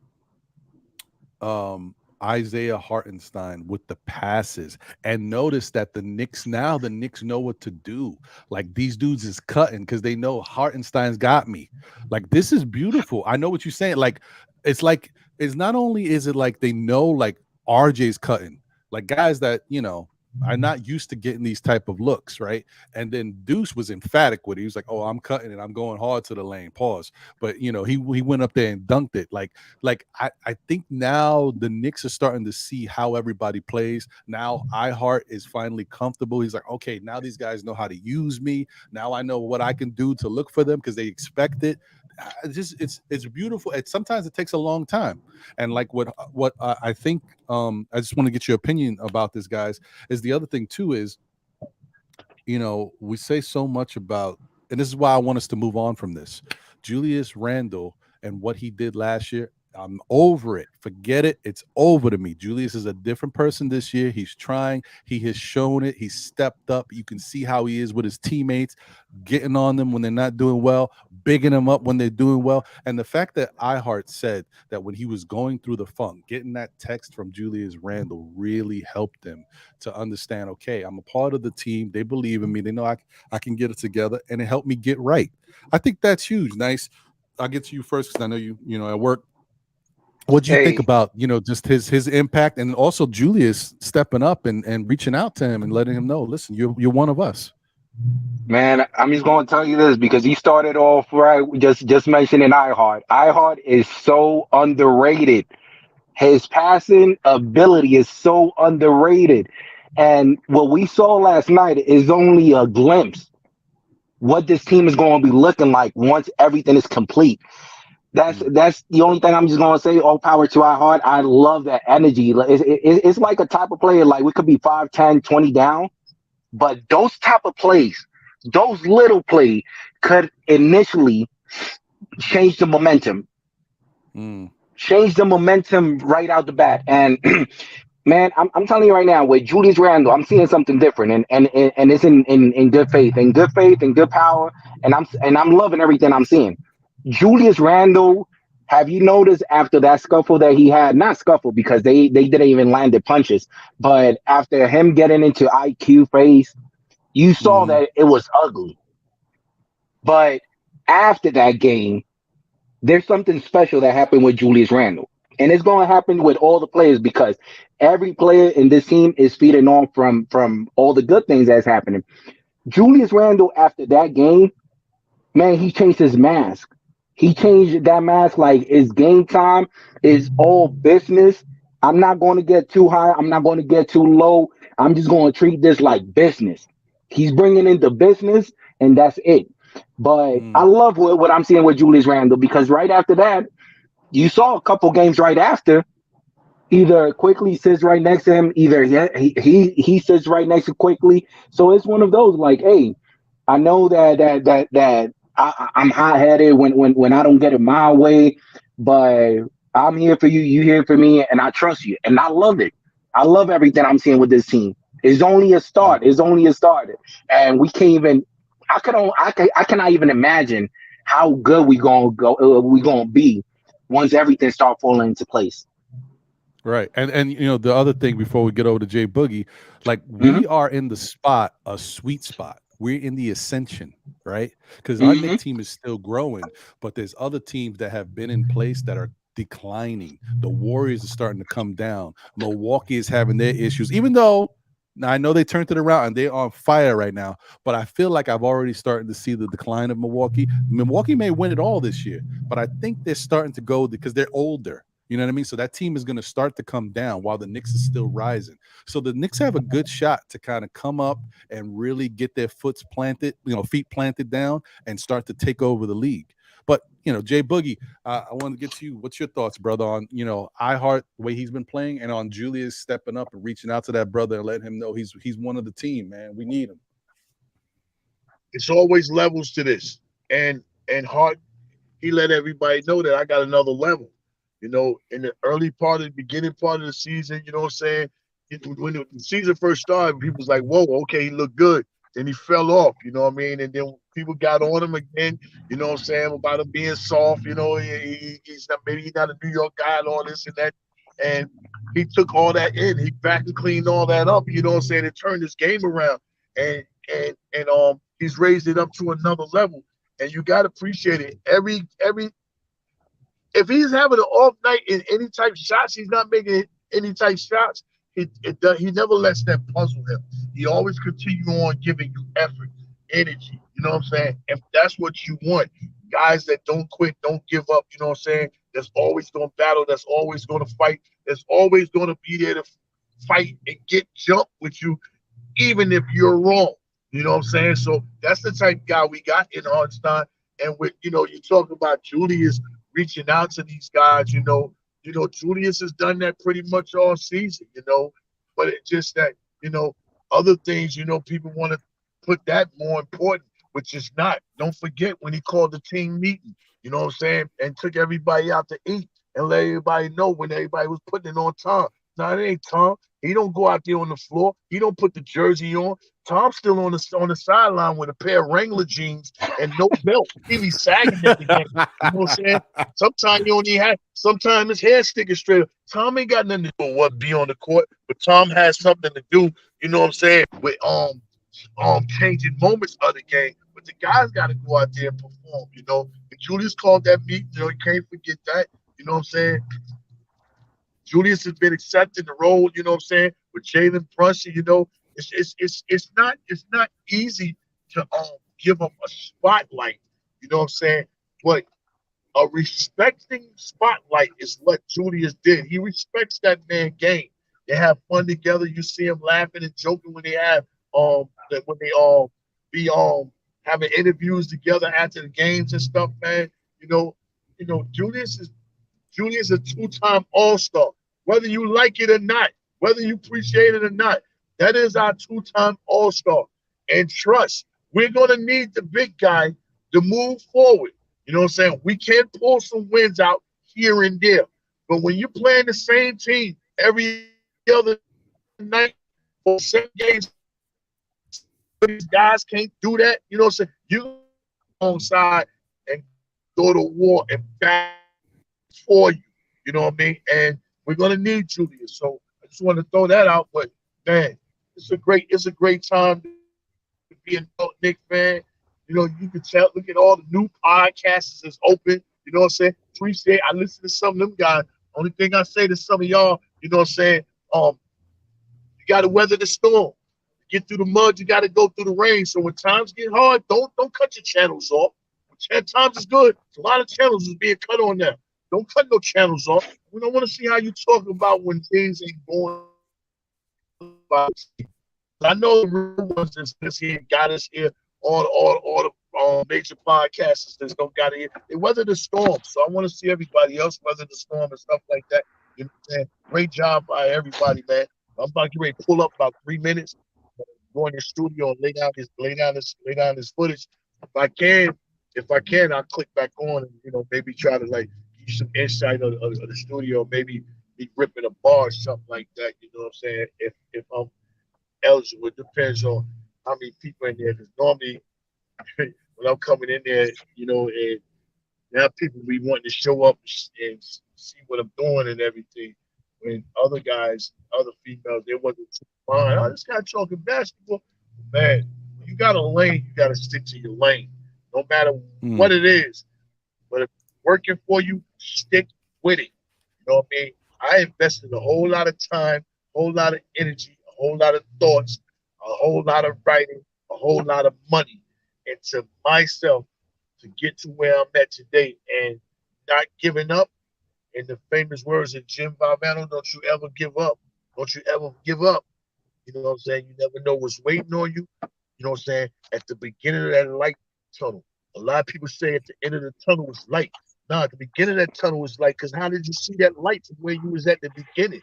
You know what I'm saying? That's your light right there. You know what I'm saying? Pursue your own dream, your own happiness. Your eyelids is open. That's your dream. It's in front of you. So I say to everybody, go for your dreams. Invest in yourself. Love yourself. Don't try to be nobody else, because if you want to be anybody else in life, that means you don't appreciate who you are in your life. You know what I'm saying? So always love and appreciate your life. You follow your dreams. Quit, give up on them. You know what I'm saying? That's your fault. Nobody else to blame but you. But I'd rather fail, find out and fail before I find out if I would have never make it. I have to just fail. And right now, God has a plan for all of us. All of us. All of us. Just want to leave y'all with courage real quick, for the weekend. Shout out to the still Knicks fans. Hit that like button, smash that button up, please, man. This is a new year 23. We're supposed to be working on more like buttons, more button pushing. You know what I'm saying? That's what keeps the shows going. Hit them like buttons, man.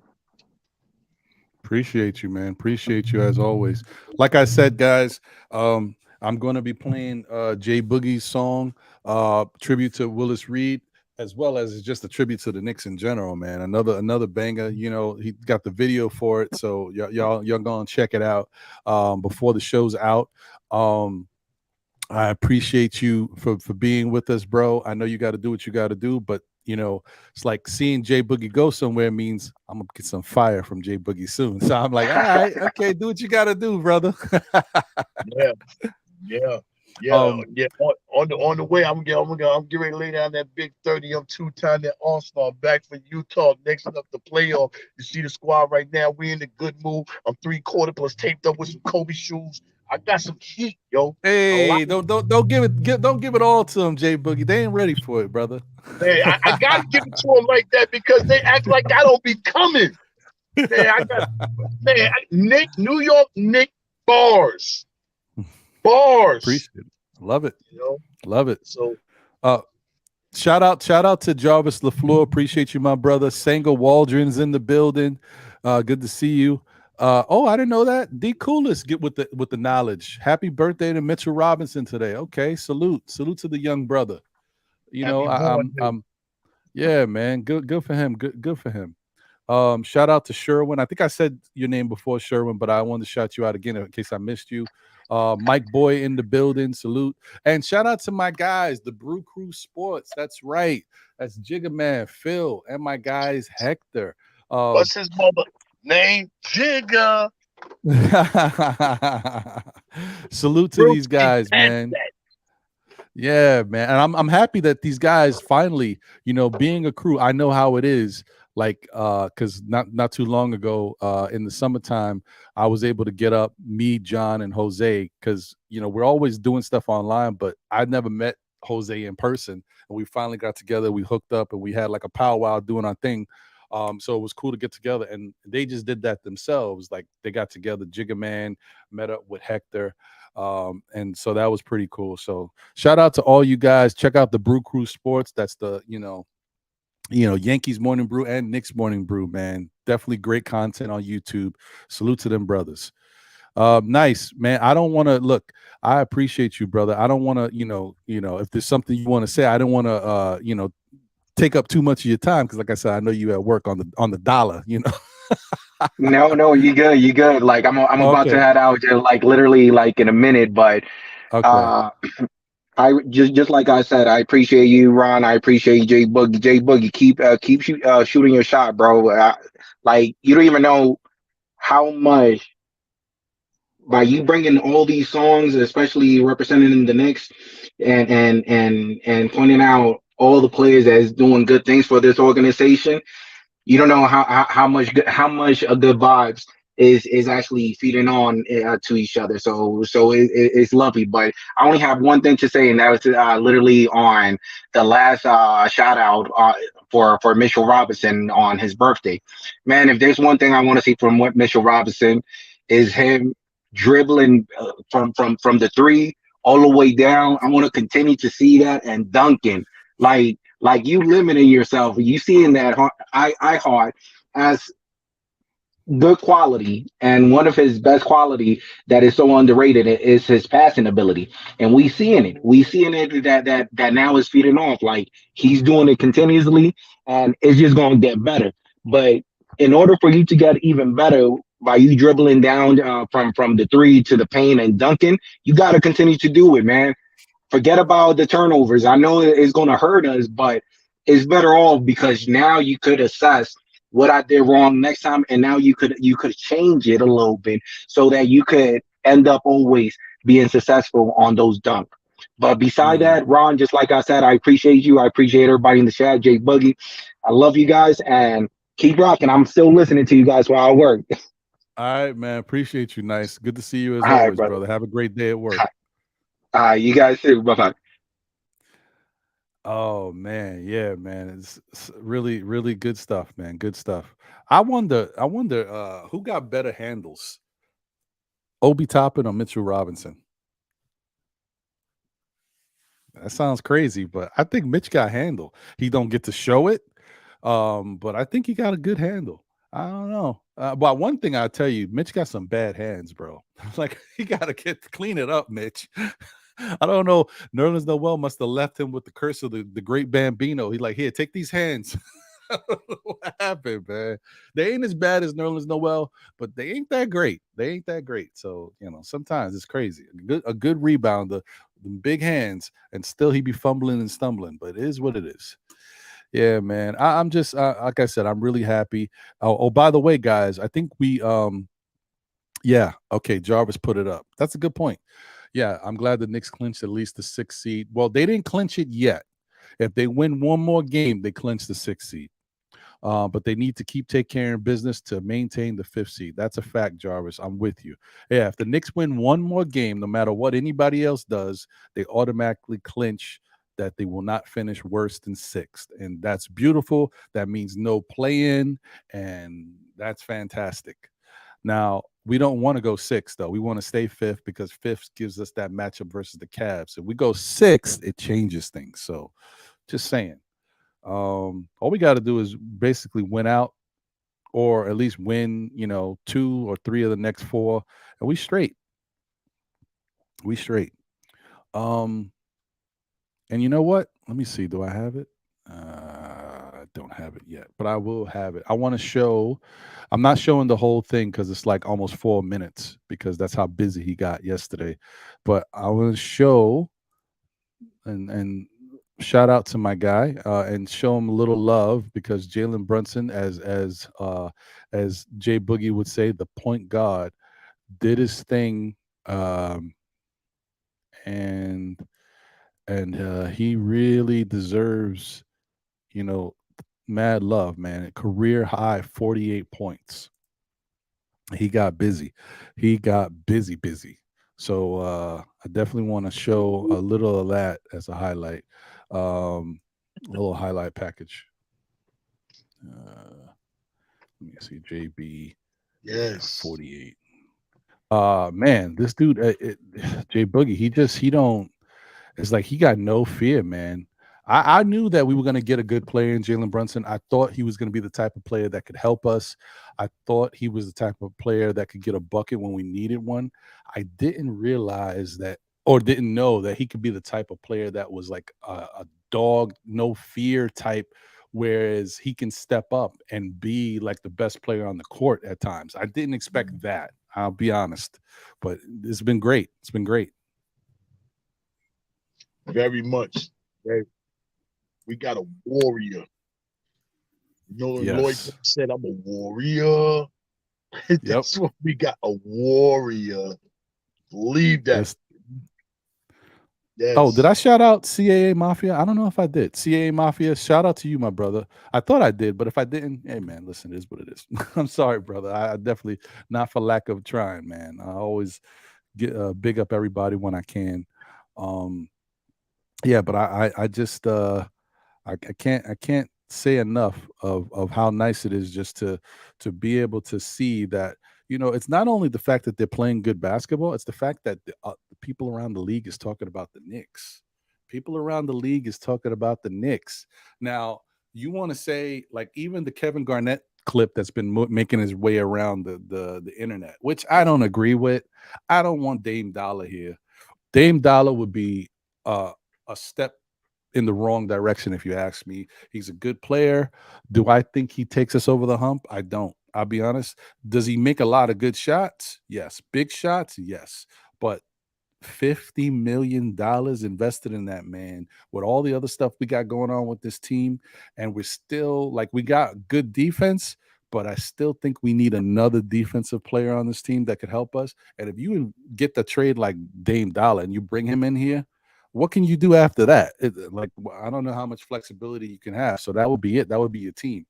And I just think the Knicks probably need to think a different direction. But what Kevin Garnett said is, if Dame Dollar was here in Madison Square Garden with these Knicks, he would be incredible. And I understand that. But I want people to take out the whole Dame Dollar part of it. Look at the fact that he's talking about if he came to the Knicks, because the Knicks are showing people something. And he knows that the Knicks are a piece or so away, you know, from really turning this NBA on its head. So we'll see what happens. But I don't think it necessarily has to be a Dame Dollar. But let's just see what happens going into this playoffs and see how the Knicks step up and what they can do, because I think the Knicks can make some noise. And what Jay Boogie said, strange things can happen, man. Other people knock off other teams all the time. You never know. That's and right. If the doors open up, the Knicks can go right in. Hello. Hello. That's right. Yeah. Yeah, we next up, man. This time for real, you really feel like guys is looking at over here what them guys is doing. And you see what's happening. You know, from the office, first thing first, office management is making great moves. All the moves that Leon has done, when people was wondering, oh, you don't say nothing, we don't never know nothing. You ain't got to know nothing. Just see what happens. And all the moves coming off Julius year last year. Nah, we're going to keep the big fella.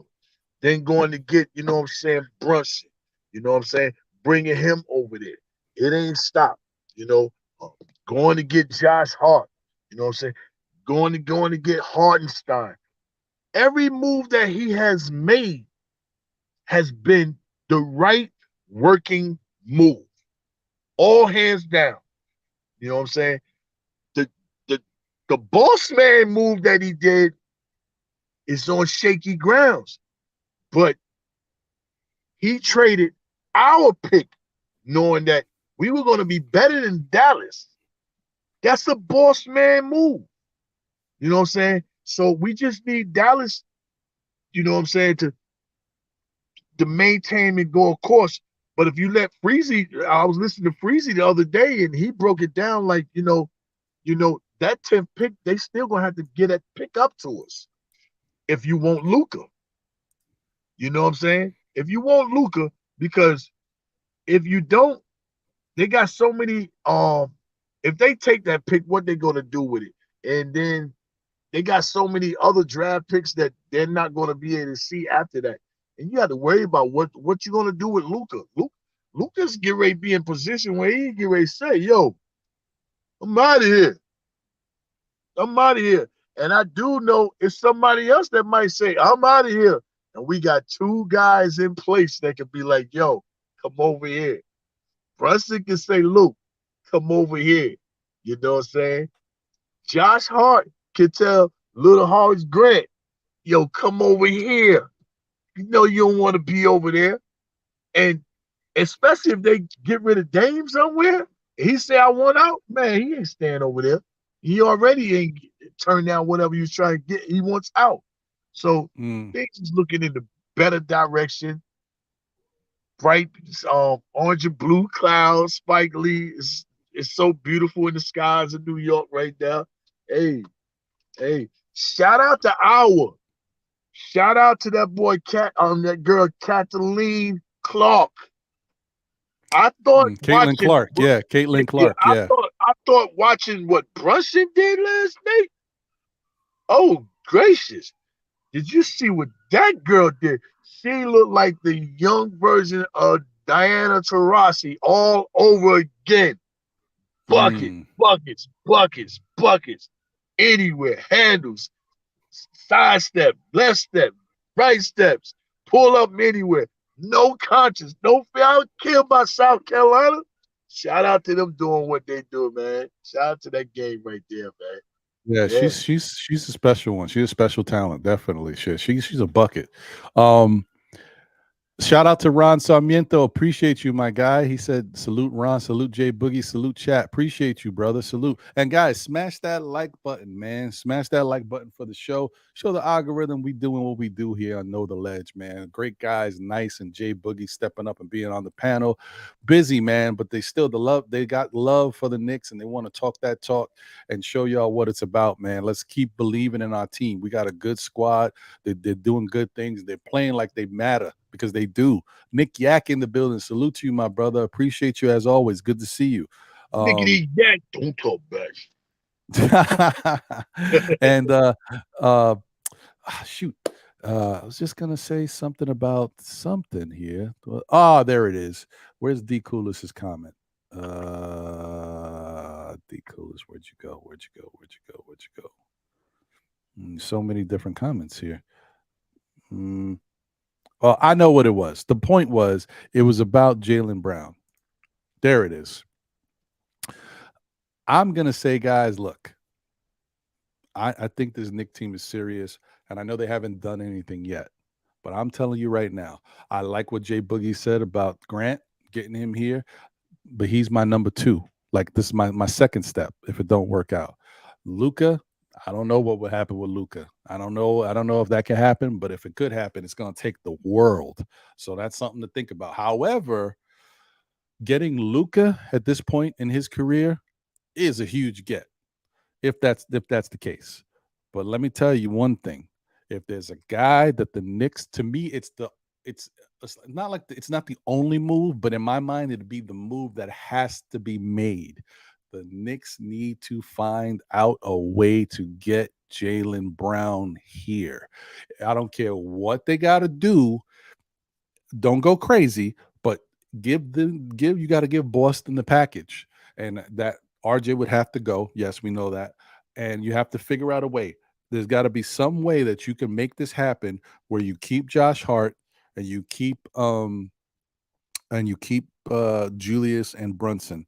And you keep Grimes.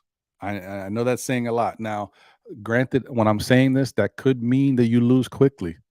But Quickly's put himself in a great position to be a starter somewhere.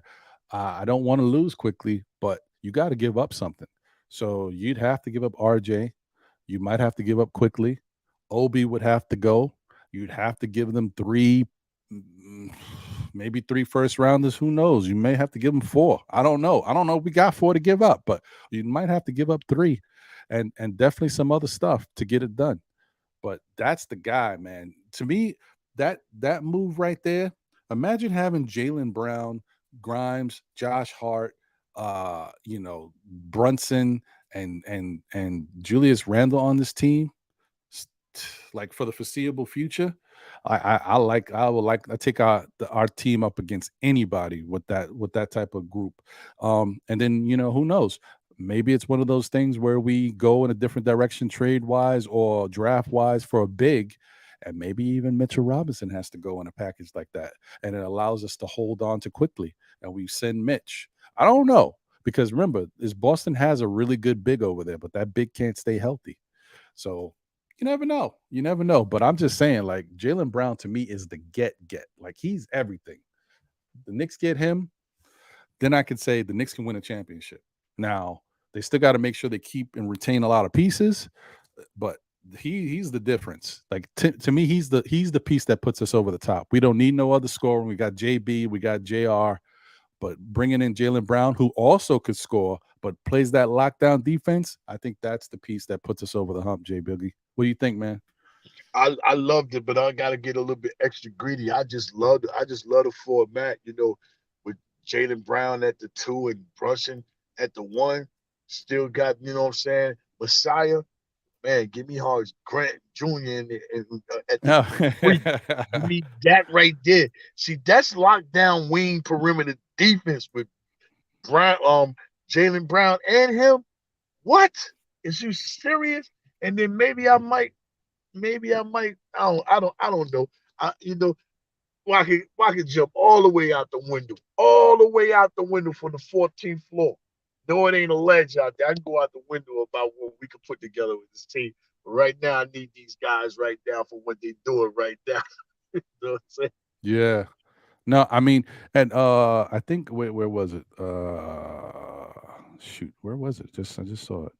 There he goes. Fabian Williams said, "Isn't Jalen Brown a free agent though?" Yeah, but there's no way you could get Jalen. Like, there's no way the Knicks could get Jalen Brown just by signing him. They don't have any money to really do that.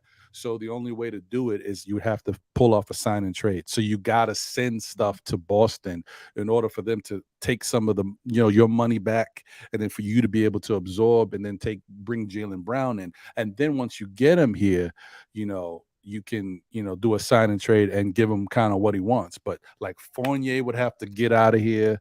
The Knicks would have to make some moves. Fournier, RJ would have to go definitely. With that poison pill, I think we can move him in July, after July, so it'd be an off-season thing.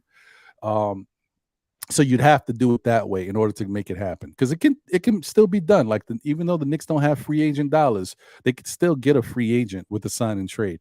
But that's what would have to happen for the Knicks to have a shot at getting him. Now, I see what Sherwin says, that they don't want Obi. Listen, Obi's not the main piece. Like I said, it could be RJ and it could be Mitchell Robinson. And you'd be surprised how, like, one man's whatever is another man's, you know what I mean?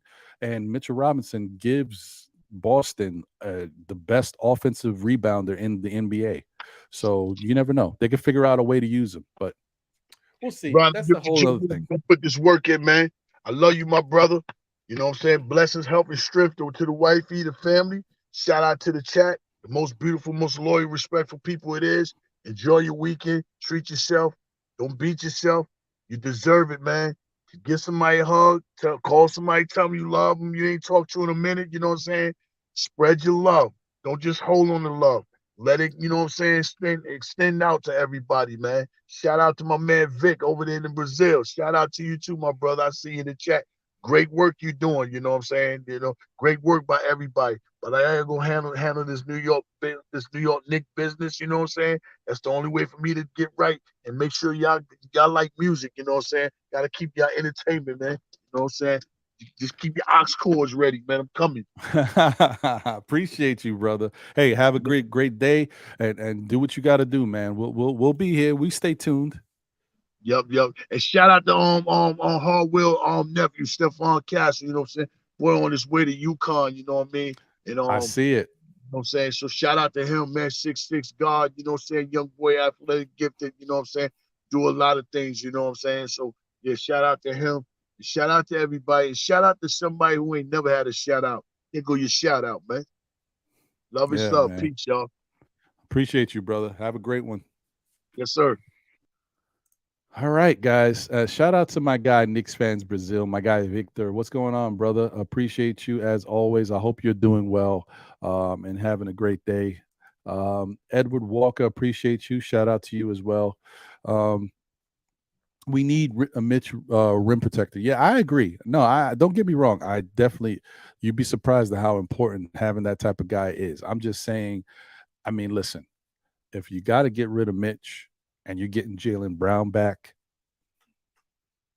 I mean, as much as I love what Mitch does for this team, if I can get Jalen Brown here, for now, like I said, my point is, if I had to do it, and I can keep Jalen Brunson ain't going nowhere, Julius Randle's not going, but if I can keep Grimes, Josh Hart, and add Jalen Brown to the mix while having Randle and Brunson, I'll do that. I'll do that.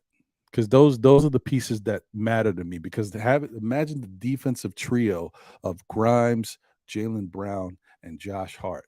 Just me saying it is getting me like, oh man, that would be great.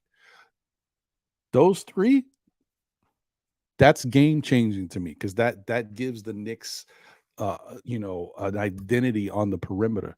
We could be locked down on the perimeter with those three. Like in any combination of the two of them out on the floor at the same time. In today's NBA, where everything is about perimeter-based scoring and these guards playing, that's important, guys. That's key. Now, don't get me wrong. We would if Mitch had to go, we would lose that rim protection. But guess what? Last time I checked, Isaiah Hartenstein been pretty damn good at protecting the rim lately. Last night he had 3 blocks, 4 assists. He got 9 rebounds, 8 or 9 rebounds. Like you go out and find yourself another backup guy who can come in and play defense.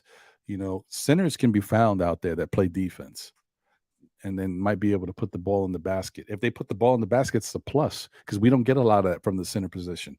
But just get them in here and play defense.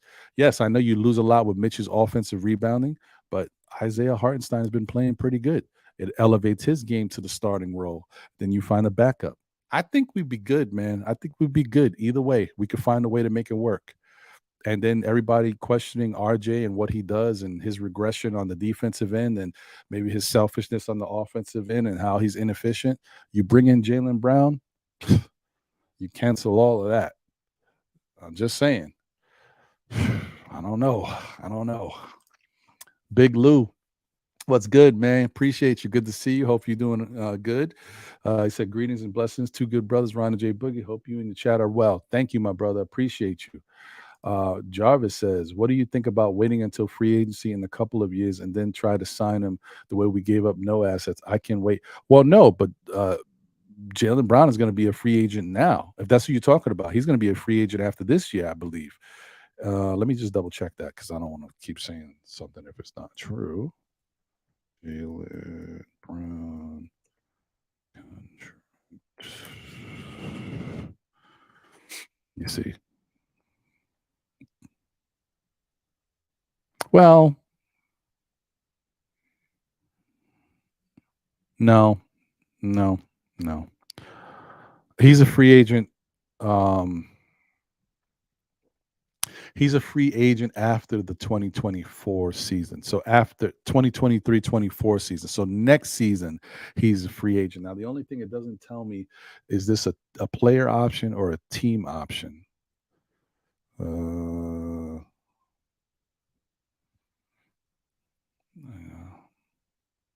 I would love to know that because that makes a difference. Because if it's a player option, that means he could walk after this year. But it's not letting me. And even this, it just signed a 4-year, $106 million rookie contract extension with Boston, includes $12 million in incentives. It doesn't tell me if next year is a player option or a team option. Come on, Spot Track. Got to do better.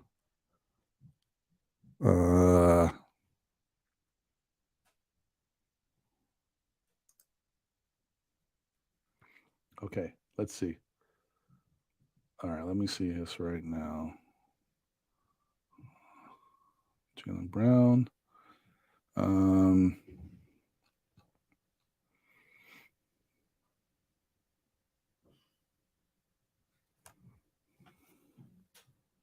So it said, yeah, but it says Jalen Brown will become eligible this offseason to extend for up to 4 years, 153 million, um, which would allow his salary to go up to 34, 36, 39, and 42 for the next 4 years. But this doesn't tell me. Yeah, no. Boston still has him for one more year after this. So he's eligible for an extension, but he won't be a free agent. So yeah, we have to trade for him if we want him. Now the good thing is Boston has to really think about, do they have the money to extend them, to give him that bread? Because Boston has some players on the team that maybe making good money. Tatum definitely is making good money, but they might have enough to take care of him. Do they want to? Is he happy? And maybe this is why Jalen Brown lately has seemed like he's not happy, because maybe he's like, you know what? I don't know if I want to be here in Boston. So let me put it out there so that way they start to think twice about signing me. I don't know. Because it definitely looks like lately he hasn't been happy. They've been making a big deal in the media about his mannerisms and how he's doing in these press conferences. So I don't know. Yeah. I don't buy into everything, but who knows what's going on behind the scenes. Another thing that with Boston is, let's not forget the impact of Udoka. That team was flying high with Udoka. He came in and changed. They already had a good team, but he made them better. And then with the scandal and everything that happened with Udoka and Udoka being out, now they got a new coach. Boston's still playing good because they got talent over there, but they don't seem to be playing the way they were playing with when Udoka was there. Maybe Jalen had a connection to Udoka. Maybe he liked having him as the coach. We don't know what's going on over there. We don't know how they move. And the other thing is, Jalen Brown is such a good player. Offensively, he's a good player. Defensively, he's a great player. Maybe he wants to be the man somewhere. That's another thing we don't know. Maybe he wants to be that guy, because he could be that guy somewhere. And in Boston, Tatum is that guy, no matter what Jalen Brown does. It's all thoughts, whatever. I don't want to spend too much time talking about Boston's issues, but you never know. Thank you, my brother. I appreciate you. As always, same here, my bro. Oubre is a free agent. I wouldn't mind him. I wouldn't mind him either if we can get him for a good cost, because he's okay. And he got a little spunk to him. I think he gives us some offensive scoring. He's not horrible on defense. I think he would fit in good with us. He'd give us somebody who could stretch the floor, hit that corner three and stuff like that. So yeah, if the Knicks don't wind up doing anything big and make like some small moves, Oubre is not something that I would be mad at. Like, I still want us to get make sure we have that defensive player. If I don't know, I'd have to look at Oubre's defense. I don't know how good he is defensively. I don't really pay attention to him. I only see what he does offensively a lot of times, and the way he be chirping.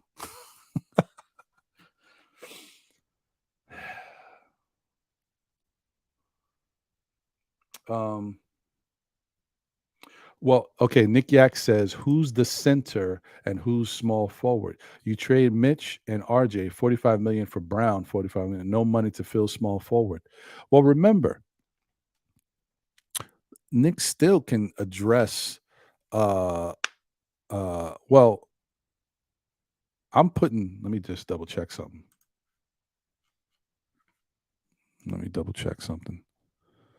Yeah, let me tell you something. If I bring Jalen Brown in here, Jalen Brown is a small forward.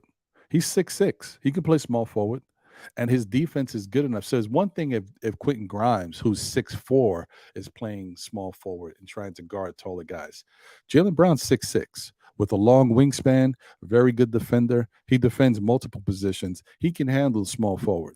I'm putting Jalen Brown at the small forward. I'm keeping my shooting guard. It's either going to be IQ or Grimes, and then JB is going to be my point guard. So that's who replaces the small forward. Small forward's locked down. I don't have to worry about that when I have Jalen Brown here. And then center, I'm not worried about that either, because like I said, iHeart moves into the starting lineup. He becomes my starting center. Now I got to go find another backup. You can get a backup center anywhere for cheap. Guys around the league, there's backup centers that get busy, guys on Toronto, they've got good backups. Atlanta has a good backup center. Minnesota, is it Minnesota? No, I'm thinking of it's a blue team. I think it's Minnesota. Um, yeah, Minnesota. I can't remember his name now, but he's a good backup center too. I'm not, the guy who backs up both Cat and Gobert. What's his name? I can't remember right now, but he's a good backup. Like those guys are around. You just need a guy who can eat up minutes, can play some defense, and if they can score a little bit, even better. But you can find a decent backup center. I'm not worried about that for cheap. It's those other positions where you need somebody who can score and play defense, where you have to come up with a little bit more money. But a backup center is affordable. The Knicks can find something to replace that. And remember, just because Mitch and RJ might make up the money to get somebody like Jalen Brown, the Knicks still got to get rid of Fournier somehow. Fournier's got to come off this team. You don't go into next season with Fournier on this roster, being on your bench and paying him $18 million. You got to get him out of here. So that's another reason why the Knicks have to pay attention and have to be frugal if they try to trade for somebody, because they need a pick. Because you can't just trade Evan Fournier out of here without giving up something. You're going to have to attach a pick to it, because nobody wants an 18 million Evan Fournier who's may not come in and do anything really big for them. But his expiring contract looks pretty good. That helps. So yeah, man, we gotta remember that too. Once we get Evan Fournier's 18 million out of here, now most likely that means that we might have to bring back somebody in the trade that we have to hold on to. So maybe we'll take up your backup center, and maybe we'll take your backup small forward. Maybe that's what we do for Evan Fournier. You know what I mean? So there's ways around it. We can make it work. I'm telling you just got to think about it. But I don't know if Boston's willing to do it. That's why it's paying attention to how Jalen Brown is moving out there. And if he is not happy, it's very important. Jalen Brown is participating in Ramadan. There's a lot of different things going on with him, so I don't know if what he really wants. Who knows? I mean, maybe he's changing his whole focus. I don't know. Maybe he's different now than he was before. People go through things. I mean, look, and the other thing, don't forget, Jalen Brown still on the back of his head was thought about in a lot of trade talks after everything he's been doing for this team. You see how Jalen Brown works out underwater, running, jumping, doing all types of crazy stuff to get his body in shape and get right. And then they try to put him in a trade to get him out of there when it came to Kevin Durant. It's a slap in the face. It's a slap in the face, because while Jalen Brown isn't Kevin Durant, he's just a tier under him. His defense and the type of offense he can put up, he must be like, a little disrespected with that. Something to keep in mind. Yeah, and Edward Walker, he's 6'6". He's 6'6", but he's got a long wingspan too. He can definitely guard the position. He even guards power forward sometimes. Yeah, so JB he's the dude. He's the move. We can get him. Then we got no excuses if we get Jalen Brown. Ray Valencia is in the building. Yeah, it's neither. It's the last year of his contract is next. Yeah, correct. And Jalen Brown is a small forward. Yeah, yeah. So I'm just saying, like, that's where he would play for us. Perfect. And Big Lou says, when is Mikal Bridges a free agent? He may want to join his brothers from Nova. He might. And we'll see how that all plays out. But I know one thing, the Nets, I think Mikal Bridges is going to turn into something special. More than we thought, because he's going to have the opportunity to be the guy over there. Whether he becomes the guy, I don't know, but he can do more than we think. And I think the Nets are going to be like, we got to hold on to this young guy because his defense is too good. And then offensively, he's showing us that he can do more than we thought. I don't think he's going anywhere, man, but we'll see. Trade RJ, Obi, Mitch for Ingram, or get OG Anunoby. Almighty Finesse. So you telling me that you'd rather have Ingram or OG Anunoby than Jalen Brown? Maybe you're not saying that. I'm just asking. I don't like Ingram. I don't like the Ingram move. No, don't get me wrong. I would love Ingram, the player, what he can do. Yeah, but Ingram don't stay healthy, man. That's scary to me. OG and Obi don't stay healthy that much either. He was much better this year as far as staying healthy. So maybe OG. I could rock with OG. But Ingram, this dude gets hurt all the time. That's the only reason I don't like Ingram, because he just don't stay healthy. But this dude is a special talent. And he's unguardable, really. When he's going, you can't guard him. His height, his abilities, his agility. Ingram is special. It's just he don't stay healthy. Nas Reed. Thank you, Almighty Finesse. Look at these young boys, man. You got that memory, brother. Nas Reed is the guy I was talking about. Yes. He's the type of guy you can get. Maybe not now, but I'm saying like those type of guys like Nas Reed, they exist out there. You just got to find them. Bring them in. Imagine having iHeart, right? Imagine losing Mitch, having iHeart in the starting lineup, having Nas Reed as his backup, and having Jalen Brown as a small forward now. Come on, man. Man. Barbecue chicken. That's what I'm talking about. I'd be incredibly happy with that. A-Train is in the building. Salute to you, my brother. Now, I get it, Nick Yak. That would be great, right? If you had put Jalen Brown at 6'6" at the shooting guard, yes, that would be fantastic. And then get a 6'8" wing player for the 3. Yeah, but if you do that, you know what that means. That means you're saying that Grimes is going to go to the bench, which is okay. But that also means Quickly stays on the bench, which is the problem, because Quickly is not going to want to stay on the bench. He's going to want to be a starter somewhere. He's already said it. So if you're okay with moving on from Quickly, then yeah, maybe. Because that's the case. Quickly's not going to want to stay here in that backup role. Even if he wins 6th man of the year this year, that's fine for this year. But he's trying to get to a different level. And I think he's showing that he might be okay. Look, we've seen glimpses of stuff like that. Look at Mikal Bridges. Mikal Bridges has always shown great defense, but he hasn't shown much on the offensive side. Somewhere in between 12 and 16, 17 points for Phoenix. But when you make him a starter and make him a primary scorer, look at those numbers jump up. That's what I'm saying. When you give Quickly that same opportunity, his numbers are going to jump up too, because he can score. That's what he knows how to do that. Send RJ home to Toronto for OG.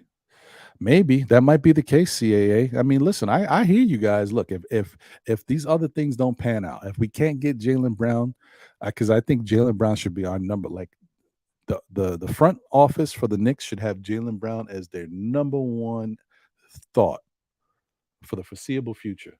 Jalen Brown. And if we can't get Jalen Brown, then what's number 2, right? Because I think at this point, this Knicks team is not building anymore, guys. I think we are here. I think now it's about putting the pieces together for what we're missing to take us to an elite level championship type team. This team is already shown that we are a good team. We've got good pieces. We just have to continue to go out there and execute. And now it's about, okay, what can we do in the playoffs to really make it known who we are so that we entice other players to want to come here? That's what it's about right now. But there's no more building, guys. That's why the draft picks, they don't mean anything to us anymore. I'm saying, as fans, we look at it like, oh, okay, we want to build with our young talent. If this draft is good, if there's somebody out there that we can get.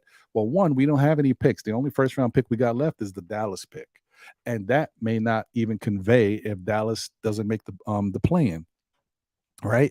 So then it turns over to something else next year. I don't know if it stays a first round pick or if it turns into a number 2. I don't remember.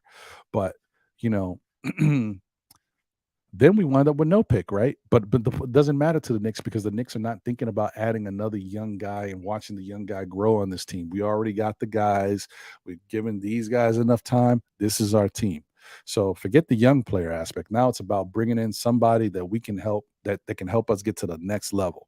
So in my mind, Starts with Jalen Brown. It could be OG and Obi. It could be a Brandon Ingram. I don't want it to be a Brandon Ingram because I don't trust his health, but I like the player.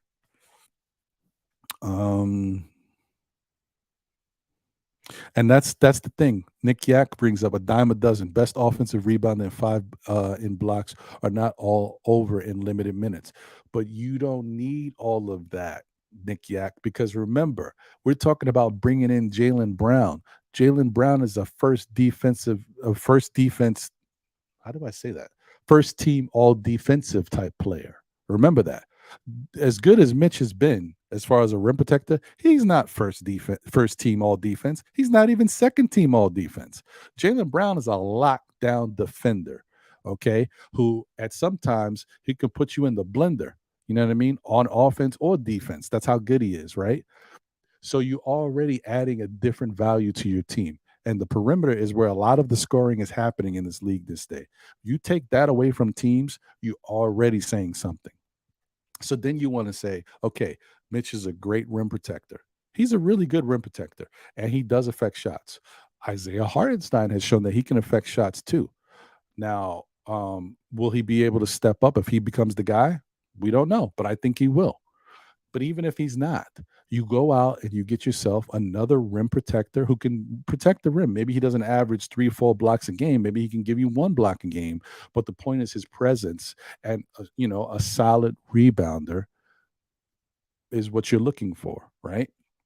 You can find that. You don't need to have it in every single position if you taking care of. Most points in this league happen at the guard, small forward type positions. A lot of it's perimeter based. So where should your defense be concentrated? On the perimeter. So you're changing, you're losing something, right? Because you would be losing a really good rim protector and a great offensive rebounder in Mitch, but you're adding value in your defense, a perimeter lockdown type player. That imagine the type of defense that Tom Thibodeau could run, having Grimes, Hart, and Jalen Brown on the perimeter at different times in the game. And if Quickly's still here, imagine having those 4 guys on the perimeter helping lock down the opposing teams. You taking their game, you're taking a lot of their game out of the mix. What they like to do, all that perimeter 3-point shooting that we give up all the time, that's out of here.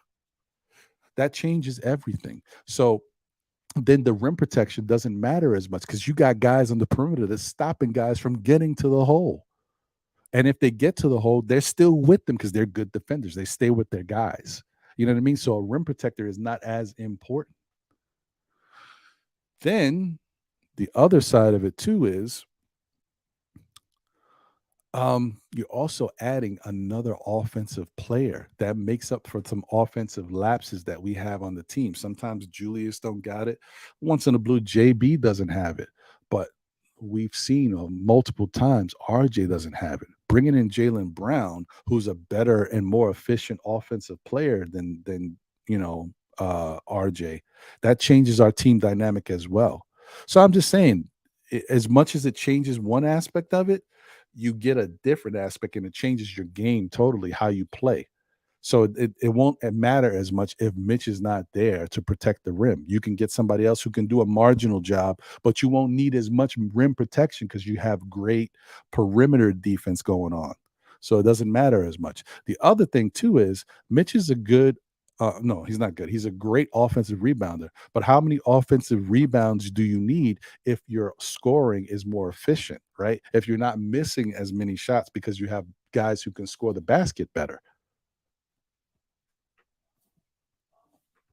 So I'm saying, so there's ways to look at it. But I see your point, Nick Yak. But I'm just saying, if you look at what he will bring to the team and how we'll play, and it'll be different. It's going to affect us differently defensively, and it's going to make us better offensively.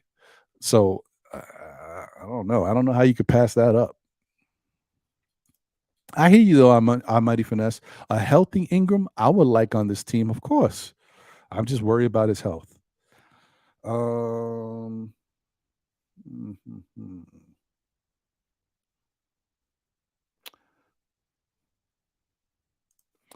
Mike Boy says we've got the assets to get SGA if he forced his way out.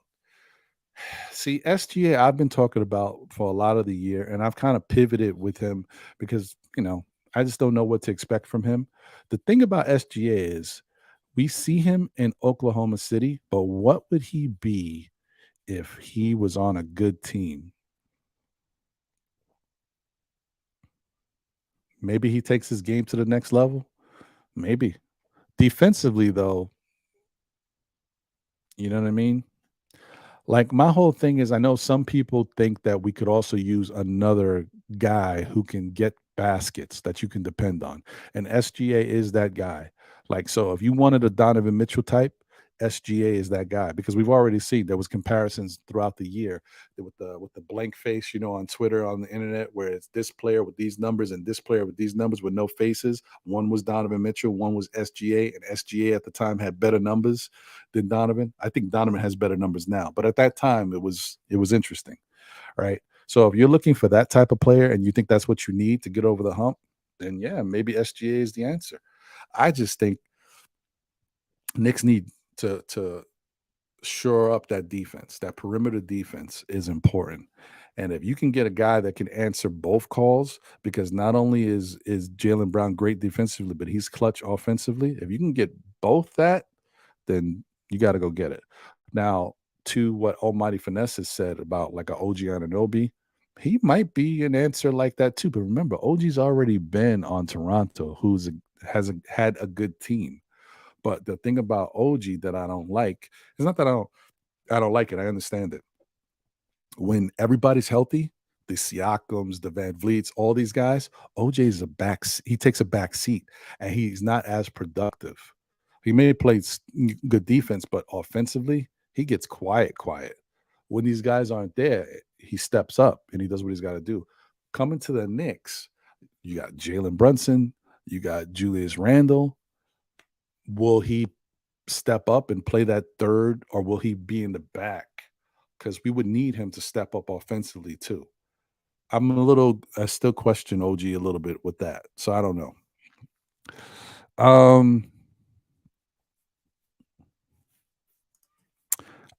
I could see that. Maybe it's a fringe move, but we still see the thing is we still haven't shored up that perimeter defense. Even if we bring in another offensive player that's a fringe scorer type that could just help us, knock down a three or stretch the floor, I think we need that. But I also think we need a defensive player too. And if we're moving on from the big fish, right, and just going smaller, then we need to bring in somebody who can play the three, who can be 6'7", 6'8", who can give us that type of defense.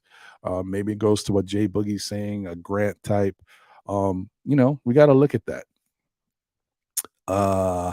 Yeah, nice. I wish, bro. I don't think we can even sniff, Giannis Antetokounmpo. I mean, I think they would want everybody on this team. They would gut us.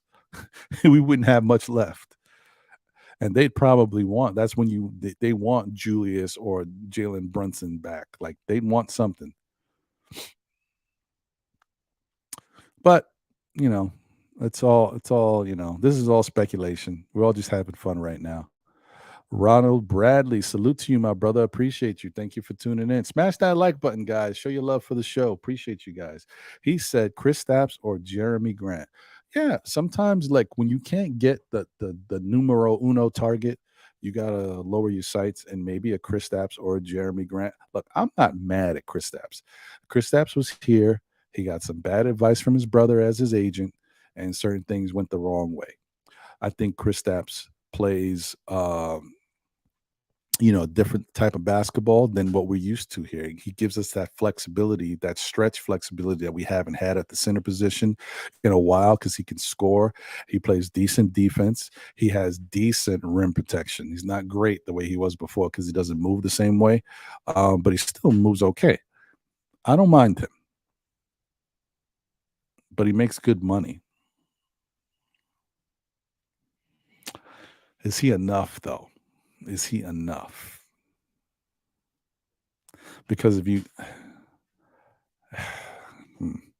it'd be one thing if we had a draft pick that was waiting in the wings that you knew we can go get that small forward. If you can get that small forward defensive type player that gives you that 3-and-D, and you brought in a Kristaps, okay. I don't know. Because we don't have a lot of draft capital in this year's draft. We may not have any in the first round, depending on what happens with Dallas. And then to get a Kristaps, you're going to have to trade some draft capital. So I don't know. I don't know if he's enough. And he's not as good defensively as he was before when he was with the Knicks. He was a hustle dude. He was blocking shots. He was different. Now he's a little bigger. He's gained some weight. He's stayed a little bit more healthy than he was. But I don't know. I don't know. I don't mind it. Jeremy Grant gives you a little bit more of what we would be looking for, I guess, because the defense is important.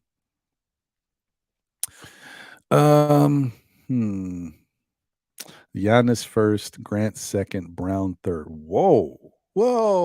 You put Grant ahead of Jalen Brown? Nice. Oh, I don't know, brother. I don't know. Brown is, I don't know. I think, see, this is my thought about Jalen Brown. If you put Jalen Brown on the Brooklyn Nets, for example, Jalen Brown is averaging almost 30 points a game for that team if you put him on the Brooklyn Nets because they don't have anybody. He could be the number one. Jalen Brown is good enough to be a number one and be one of the best players in this league. Problem is, he's not going to be in that position. Most likely, he's going to go somewhere on a team that needs somebody like a Jalen Brown to get to the next level. And so they already have other pieces. But if you gave Jalen Brown his own team, that's the thing about these guys, man. They play on teams and you got other players. But if you give them the shot to show what they can do and they come to become the number one and number two option, you see something totally different. Now, with Jalen Brown, we've seen him as the number two option. But if you make him the number one option, you might be like, whoa, Jalen, I didn't know he was this good. Because these guys don't have that opportunity. Jason Tatum is number one over there. So I don't know. I'm just saying. Ashley Inc. says if we get Jalen Brown, we could start JB, RJ, JB, JR, MR. Or JB, IQ, JB, JR, MR. I hear you because I tell you one thing, that RJ part, if we get Jalen Brown, RJ's out of here. No question about it. He's got to go. You can't have Jalen Brown and RJ on this team. And why would you want that? Sherwin says, add Brown to Mitch, Randle, Grimes, and Brunson. We will be fine. Brown was 6'6.5" at the NBA Combine without shoes. He must be 6'7" at least without shoes. Or I guess you were trying to say with shoes. So, yeah, I hear you. No, he's perfect. He's the perfect person to throw into that small forward spot for this Knicks team. Perfect. And they will become a defensive juggernaut for years to come. Where, even if Thibodeau, and of course Thibodeau would probably be here for his whole contract if we get Jalen Brown, but it'd be okay. I'll be all right with it. So let's do this, guys. Let me thank you, Edward Walker. Appreciate you, bro. Let me do this real quick and show some love to my guy because you know what? He deserves it, man. Career high for Mr. Jalen Brunson. Let's give it up for him, man.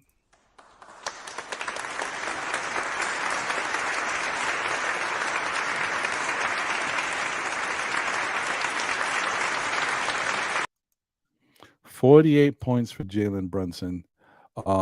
Just an incredible display. 18 for 32 shooting, 56% from the field, 7 of 12 from 3, 58%. 62% from the free throw line, which is uncharacteristic of him. He missed 2 free throws in a row in the fourth quarter, which I was like, what is going on here?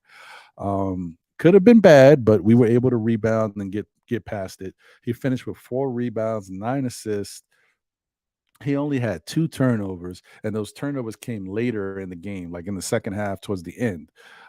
He was very efficient, incredible. Shout out to Jalen Brunson. How much more can we say about him? I mean, look at the game. Look at how he slicing and look at the fall away, bang, like Jalen just got it going, man. Look at this right here. Just lulling him to sleep. Bang. And look, he's splashing the net, folks. Splashing it. Look at this fall away. Bang. Oh man, Jalen, just doing what it do. Look at this. Oh, watch yourself. You think you got me? Nope. Bang. Right here. Just let's see. What can I do? Low sleep. Let me take this little three here. I ain't doing nothing. Why not? Let me knock it down. You know what I mean? Right here. Another one. Let me get through. Get to my spot on the court. Little flip up. That's this left-handed runner right there. That's when you know he got it going. Every shot he comes out with the arsenal is just clicking. This Donovan's on me. Okay, Donovan, you've seen this before. Bang. Like, come on, baby.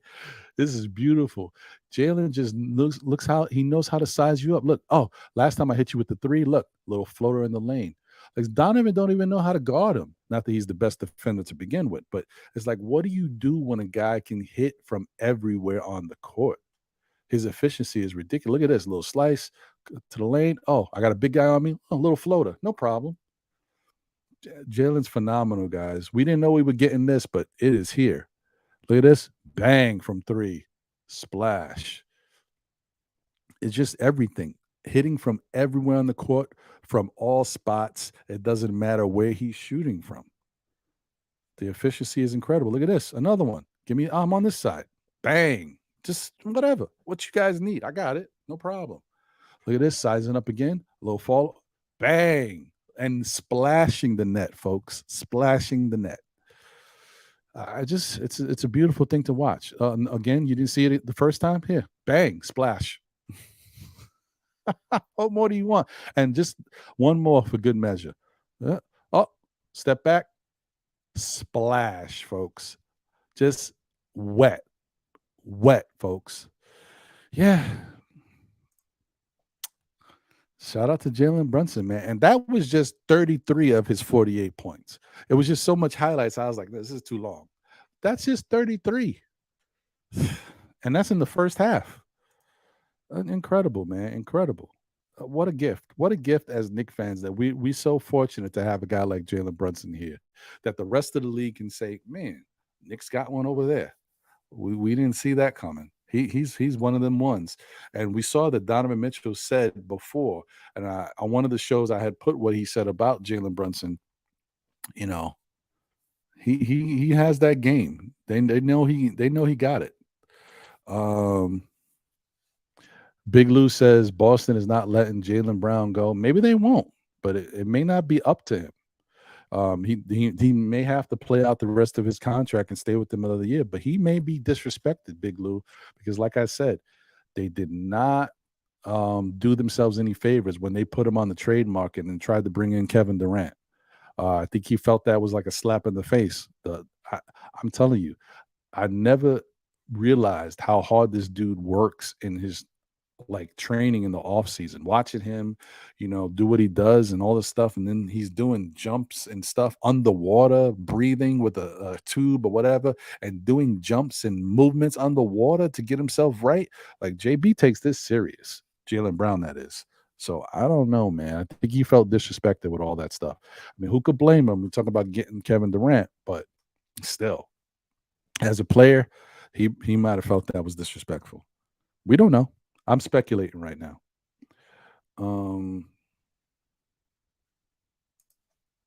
me see here. Ashley Inc. says again, I don't want OG, but I also watch his game, and I cannot make a definitive statement that he cannot create his own shot. He is young enough, athletic enough, skilled enough to improve any skill. Yeah, OG might be. He might be. I haven't seen it yet.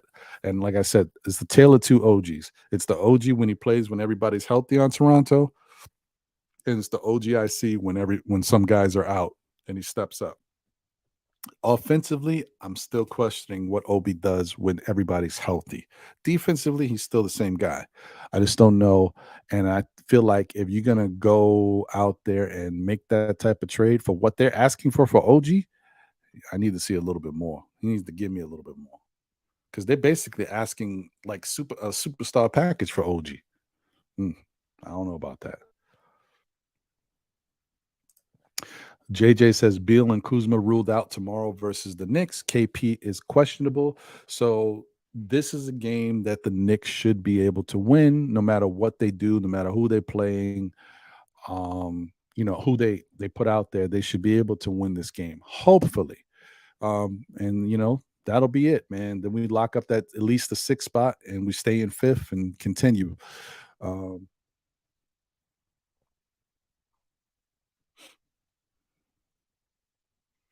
OG measured at 6'8" and 60. I think you're trying to say 6'8" in shoes, but very long wingspan. Okay. William, all the way from Brazil in the building. Hello. What's going on, William? Appreciate you, brother. Hey, what's going on? Boulevard 73. What's going on? He says, I like Jalen Brown. Yeah, with good reason. You should. I think we all should.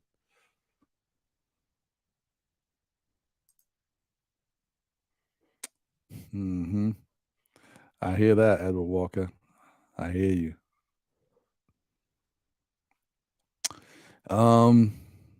Yeah, man. I think look, the best part about all this, guys, is look at the position we're in to be able to talk about these what ifs. You know what I mean? And know that our team won 45 games, go into the playoffs, and we feel good about the product that we got. We know that we can play with these guys. We have a chance to beat these teams. No matter who the East has for us right now, we have a chance to beat these teams. We got a chance to beat the Cavs in the first round, if that's the matchup, which I think it will be. We have a chance to go into a second round matchup against a Philadelphia or a Boston, whoever it may be, and we have a chance to beat them too and win that matchup. And then the third round in a Eastern Conference Finals, depending on what happens, we might have a chance. But if it's say the Knicks had a Cinderella showing, right? First round, knock them out. Second round, knock them out. We get to the third round, the Eastern Conference Finals, and it's the Knicks versus the Milwaukee Bucks. That would be tough, guys. Listen, that would be tough. But if we were able to get there, you talk about Christmas coming early, that would be nothing better. Yeah, so we'll see. JJ says, what about trying to sign Cam Johnson to be our small forward in the offseason? Great 3-point shooter and good tall defender. I like that too. Like, there's different ways the Knicks can go. And I think a lot of this is contingent on how we play in the playoffs, like what we show out there. Because let me tell you guys, as much as we're saying all this right now, the playoffs is the big ticket time. This is when it matters. A guy could have a tough season, right? And if he's one of your players, and if he steps up in the playoffs, you start to look at guys differently. It's happened all the time in the NBA.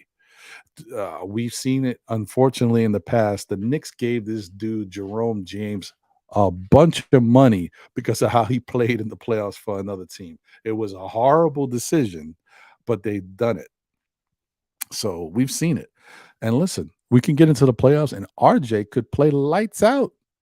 Like, he could play decent defensively and play incredible offensively. And then we're all like, damn, how good was RJ in the playoffs?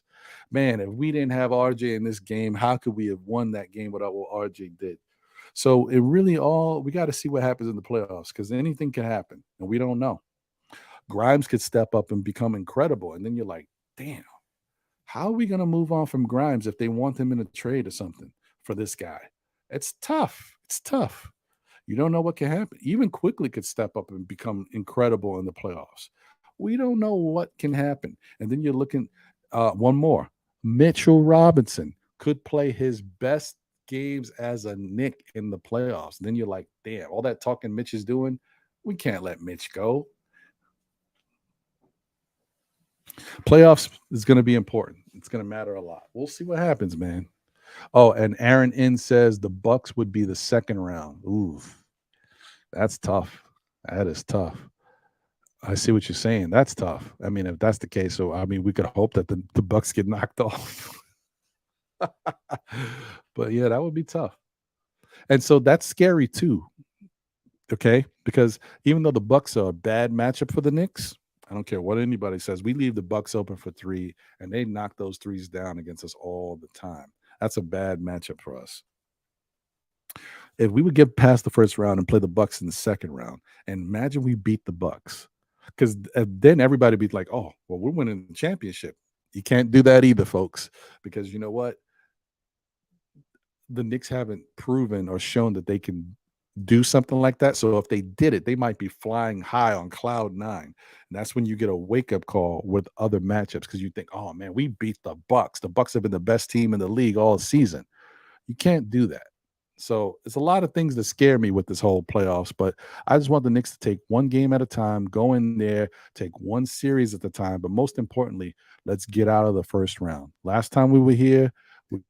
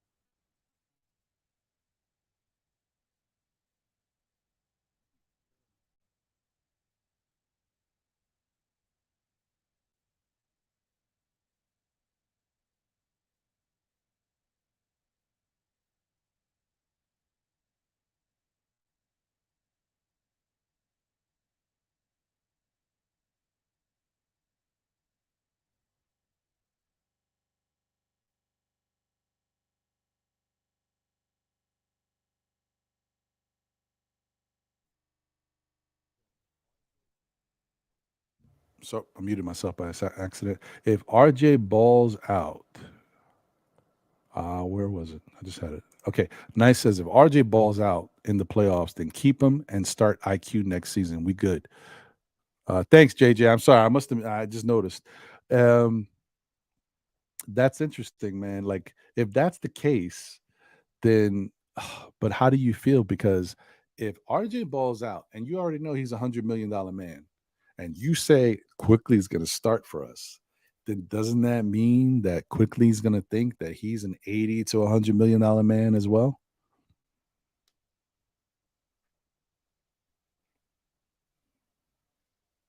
And if you're the Knicks, do you want to tie up another 80 to $100 million in quickly, along with Julius, along with JB, along with RJ? That's tough.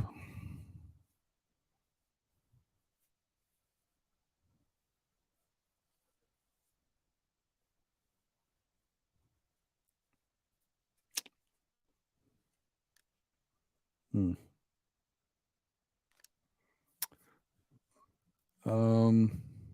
Yeah, I don't know. That's tough. Thanks, guys. Yeah, my mic is sensitive. I could just do this and I cut the mic off. It's crazy. Um, uh, so JJ says, I'm thinking trading RJ in the offseason is the move, even if he plays well in the playoffs.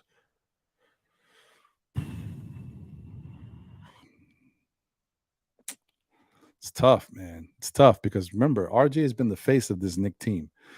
Julius too. Both of them kind of been together, but RJ, since he's younger, people love the young up and coming dude.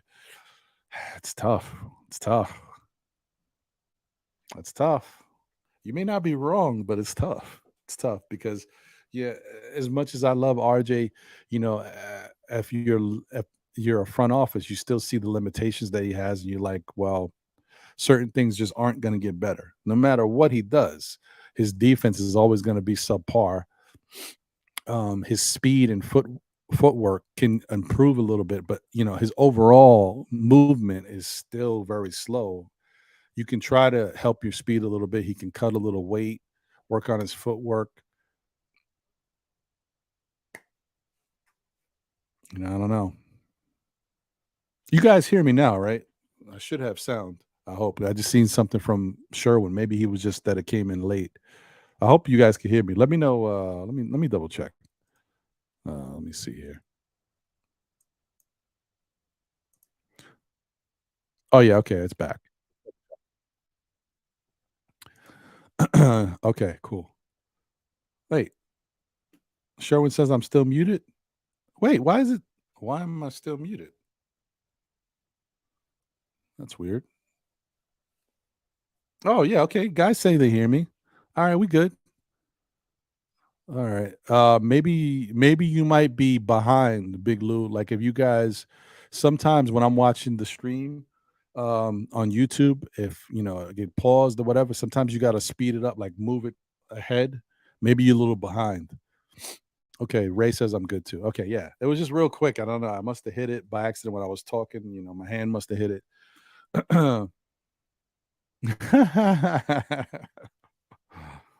Thank you, Comega. Yeah, Big Lou. You know what? I think like you might be behind in the stream. What you do is if you click on the YouTube stream and just move it forward, like move the little thing, the little dot forward so that it speeds up the stream because you may not be watching it from the live, like right where I'm at right now. Jeremy Nussbaum says, excellent sound, voice of reason. Thank you, sir. Thank you. I appreciate that. So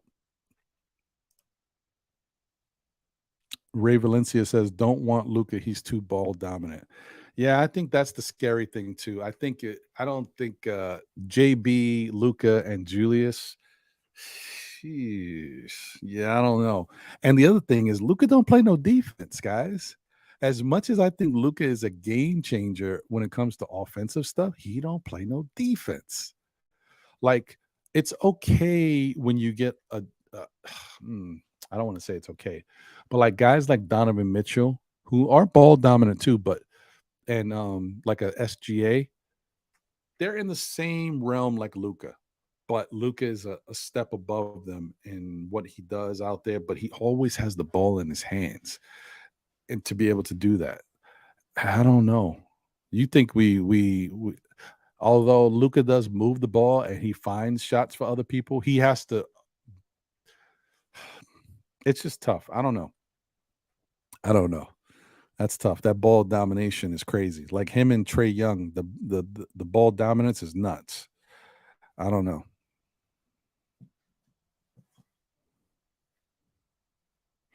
Sherwin says, I am trading IQ and RJ this offseason in a package to get Brown. I would do that too. If that's what it would take to get it done, I would do it.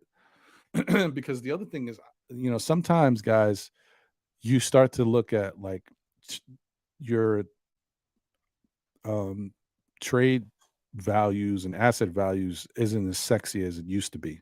So some teams is like, well, what can the Knicks really give us, right?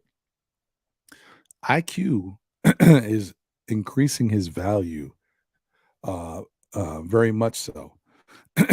And maybe maybe IQ gives Boston what they want from Jalen Brown in a smaller package. So you don't have to worry about that two-headed monster being an issue, whereas both Tatum and Brown could be the number one over there. And remember, at one point, they were trying to trade one of these guys because they didn't think they both could play together because it was about usage. Like, you know, one guy's got to be the man. He gets the ball at the big times and big spots. And then what would happen with the other guy? That they found a way to play under Udoka, but now Udoka's not there. And then, like I said, with the whole thing, we're trying to move Brown into the Durant talks, that sour things. But you know, IQ is really becoming better defensively. He doesn't have the length that Brown has, but he does have the ability to put the ball in the hoop. And when you still got Tatum over there, maybe that's like a baby Brown for them. I'm not saying he's Jalen Brown. I'm just saying maybe he's a baby Brown. Less money, less headache because he doesn't have to be the man over there. He understands that Tatum would be the man, but he could be the number two and be happy with it, or even a number three. That's interesting. That's interesting. I don't know. Jarvis Williams, salute. He said, if I'm Celtics, I want Randall and IQ moving Tatum back to small forward. Also, 3 first-round picks. That's tough, man. So that's the problem. To get JB to give up Randle, now you're missing something. Because I don't think that Obi's that guy. If Obi was better at certain things, then I would say, yeah, that could still work, but I don't think Obi's that guy. So I don't think that necessarily gets the Knicks to where they want to be. It makes them, I think, as good as they are now. I think, they stay this type of team, and then you're still saying, well, now we're missing one offensive piece.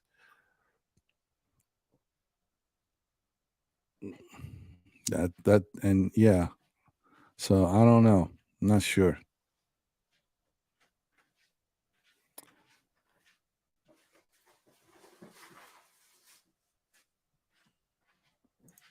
Ashley Inc. said that's a steep price for Jalen Brown. It is. Yeah, it is. But I mean, because they're, Julius and Jalen are both all-stars. I think Jalen might be a little higher on the list because of his defense, but it's not far off, but it is what it is. What? No. How? I don't think so. Jeremy. Didn't Jokic sign an extension? I believe he did. Am I mistaken? Let me see.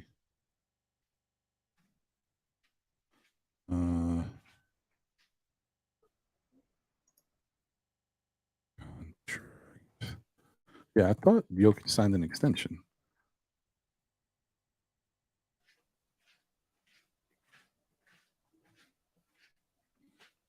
What? I'm so confused. I could have swore Jokic was signing an extension. Am I bugging out? I thought that's what was happening before. Yeah, look at it. Doesn't have. There's nothing in place here. That's weird. No, yeah, look at this. That's what I'm saying. Nikola Jokic signs historic 5-year extension with the Nuggets, going through the 2027 to 28 season, 264 million supermax. Yeah, okay. I see that for whatever reason, Spot Track doesn't have that updated in that way. I don't know what it is. If you looked at Spot Track right now, it looked like Jokic's contract is about to end. But no, he signed an extension, a max. Yeah, he's locked up over there. Yeah, I knew something was weird about that.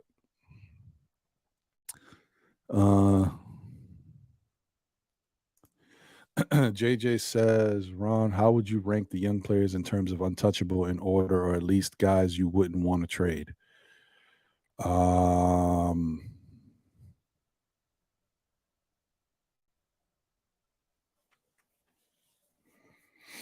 I think first I wouldn't want to trade IQ. Okay, he would be number one. But he might have to go because it's not always about what the team wants. It's also about what IQ wants too. Because if IQ wants to be the man somewhere else and be a starter somewhere else, he may say, well, I'll sign this extension or this contract if I'm going to be afforded this position. But if you're not going to do this, then let me go, because he wants to be a starter. But I would say IQ would be number one. Grimes would be number two. Mitchell would be number three. And then RJ number four. Look at how crazy it is. My favorite player has dropped down to fourth on my list of young untouchables. This is nuts. This is how basketball is, man. You just never know what's going to happen. That's crazy. It's nuts. But yeah. No, I think IQ would be number one for me. If he's okay with being in this role that he's in and understanding that his time will come. But if he's not okay with that, then, I've got to move on from him, and Grimes becomes my number one. Because I think Grimes is okay with being whatever this Knicks team needs him to be. And that's a big thing for a young player to say, hey, I know I'm good defensively. I can become better. I know offensively I have a lot of skill, and I can become better there too. And I'm happy with whatever you guys want me to do. That's Grimes, and that's very important to have. So, yeah, it's not easy. It's not easy to get that in a player.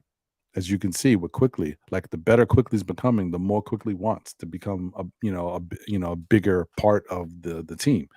And there's nothing wrong with that. Just, it's all about, can you hold on to these guys, which is not always easy to do. We saw, and I'm not comparing our Knicks players to OKC, but you saw how hard it was for OKC to hold on to Harden and Westbrook and Durant and the center. Well, now I'm forgetting. I'm going blank on his name, but whatever. I can see his face when I can't say his name. You know what I'm talking about. It was very hard for them to hold on to those 4 guys, and they had the point guard too. That was with the Clippers. Reggie Jefferson, right? I don't know. Whatever. It sucks, man, to have a memory that one day, like, oh man, I can't even believe I remember that, and then to remember like the simplest thing, or not remember what, like, what happened to this? What's going? Reggie Jackson. I'm like Reggie Jefferson. Thank you, Jeremy. Listen, I don't know what it is. I need some ginkgo biloba, some vitamin B. I need more sleep. I have my moments where I remember everything. I'm like a freaking elephant. Then I have moments where I'm like the easiest, simplest thing. I'm like, it's crazy. Yeah, Wiz said it right. It's amazing how IQ and Grimes have risen, but a late second rounder is in Mitch for a third, and 8 is rough. Yeah, well, I don't know. What I say, man, things get crazy. Things are getting crazy, and RJ had Serge Ibaka. Thank you, Jarvis. That's the 4th member of that OKC quad. Yeah, it's crazy, right? I can't, and I honestly, I cannot. As much as I would want to put RJ ahead of these, I can't do it. They just showed more at this point and they fit what the team is doing. Like you're saying, okay, I don't see how you can continue to do this if you don't have this guy here with you. It's important. And yes, Prime Ibaka was nice. Yes, he was. His game actually kind of fell off rather quickly, surprisingly, considering how good he was. And then he expanded and became a better, perimeter shooter and 3-point shooter, and started to stretch his shot. Maybe that was a downfall of him because he was more on the perimeter and not kind of focused on doing what he used to do inside. I don't know. Elko Omega says, how's RJ's French going to stay in Toronto in offseason after playing for Team Canada? Well, maybe. Yeah, so guys, I think going forward, we have a lot to be excited about. There's definitely some things that I can't wait to see how they play out. I just don't know what to expect going forward past this season. So this is all speculative. We'll see what happens, but we're in a good position, and we should just be happy about what's taking place, and just hope the Knicks continue to go in playing good basketball for the playoffs, and we don't get the bad Knicks that we've seen in the past. We need these same Knicks. Let's hope for the best. So before we get out of here, our next matchup is tomorrow versus the Washington Wizards. And you know how I like to look at this, even though sometimes it doesn't always matter, because, whatever a team's been doing in the last 10, 15, 20 games could change this overall thing, because this is for the whole year. Ashley Inc. says, Ron, it's called age, not diminished memory. Just too much information up there to sort through. That's my excuse. I like it. I'm going to take that. I'm going to use that. Next time I forget something. Yeah, it's my diminished memory. Yeah, I got it. I mean, it says not diminished memory. It's just I'm older. Yeah, I got too much to retain. Yeah. I appreciate that. I'm going to use that, Ashley, or Wiz. Okay, guys. So, just looking at what we have here, You can see tail the tape. Washington Wizards averaging 113 points per game. The Knicks are at 115.6. The Washington Wizards are at 43.6 rebounds per game. The Knicks are at 46.7. The Wizards are at 25.4 assists per game. Knicks are at 22.7. Steals 6.8. Well, let me do it this way too. So points, Knicks. I guess the Knicks have the advantage. Rebounds, Knicks have the advantage. Assists, the Wizards have the advantage. Steals 6.8 to 6.3. I think that's a wash. Blocks 5.2 to 4.1. That's a whole extra block. I'll give that to the Wizards. Turnovers 13.3 to 12. In turnovers, it's a little different how that plays out. So I'm going to say that's a wash, but if you want to give the advantage to the Wizards, fine. Field goal percentage 48.6 for the Wizards, 46.9 for the Knicks. I would say that the Wizards have the advantage. 35.7 from 3 to 35.3 for the Knicks. That's a wash. And then 78.7% from the free throw line to 76.3 for the Knicks. Then it's the advantage Wizards. Now, as I said before, in the last 10 to 15 games, the Knicks offense has been crazy through the roof. They've had some scoring barrages. So right now, the Knicks probably have the advantage on this side of things. But this is just, like I said, for the year, how we're looking at it. Points in the paint, 50.8 for the Wizards to 51.6 for the Knicks. That's a wash. Second chance points, 13.3 for the Wizards, and the Knicks are at 16.2. Advantage Knicks. And then fast break points, 11.9 for the Wizards to 12.4 for the Knicks. That's a wash. So if you were looking at this, you would say the Wizards probably have the advantage on paper to win this game. Now, if you're looking at the last 10 to 15 games, like I said, the way the Knicks have been playing, those numbers are all shot up. I don't know about the Wizards, but I know the Knicks have been with some astronomical scoring numbers recently. I would think that the Knicks probably have the advantage. Then the addition of Josh Hart has made a difference defensively. So a lot of that can't be quantified. Saying that, also, Porzingis is not playing tomorrow. Beal is not playing tomorrow.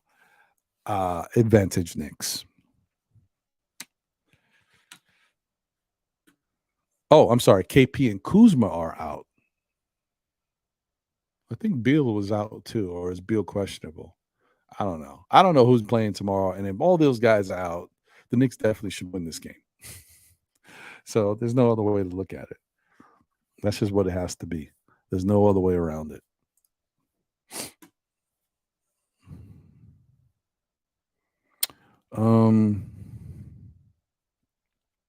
That's another thing too. We also have to figure out a way to keep Josh Hart. Good point, Sherwin. We got to pay Josh Hart. He needs to be here.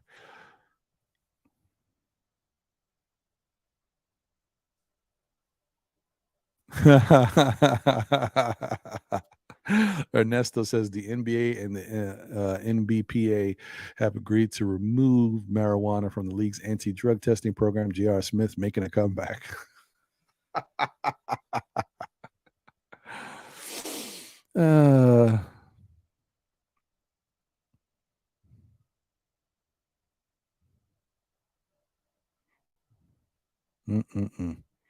Yeah. Okay. That's what I thought. So Beal is out with Kuzma. I think KP is questionable.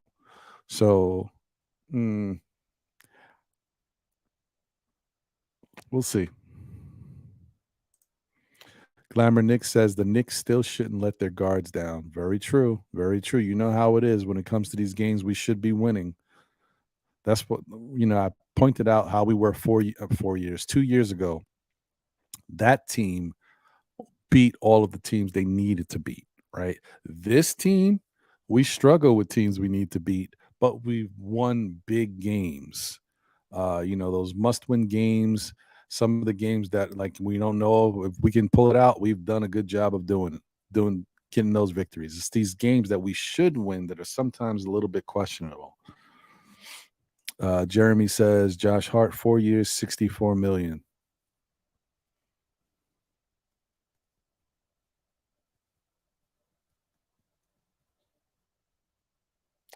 I'm okay with that. If he'll take that, I'm okay with that.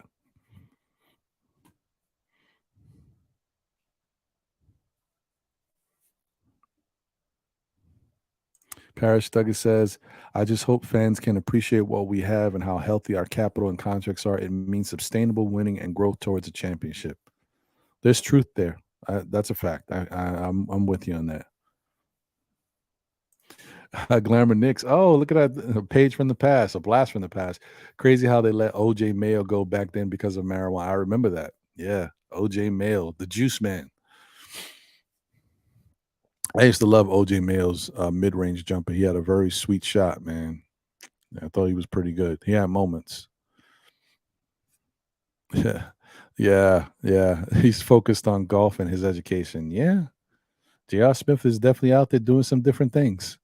It's crazy.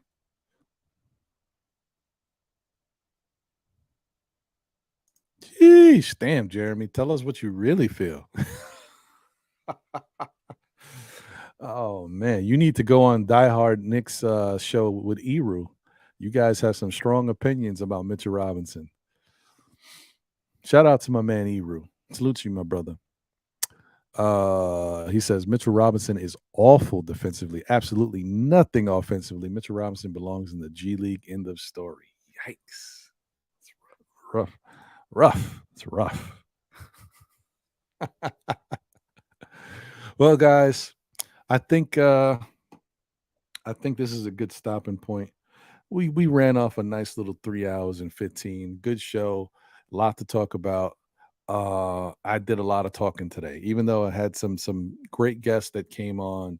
Thank you to Nice. Thank you to Jay Boogie, who chopped it up with me for a little bit. But I've been doing a lot of talking, getting through my headache.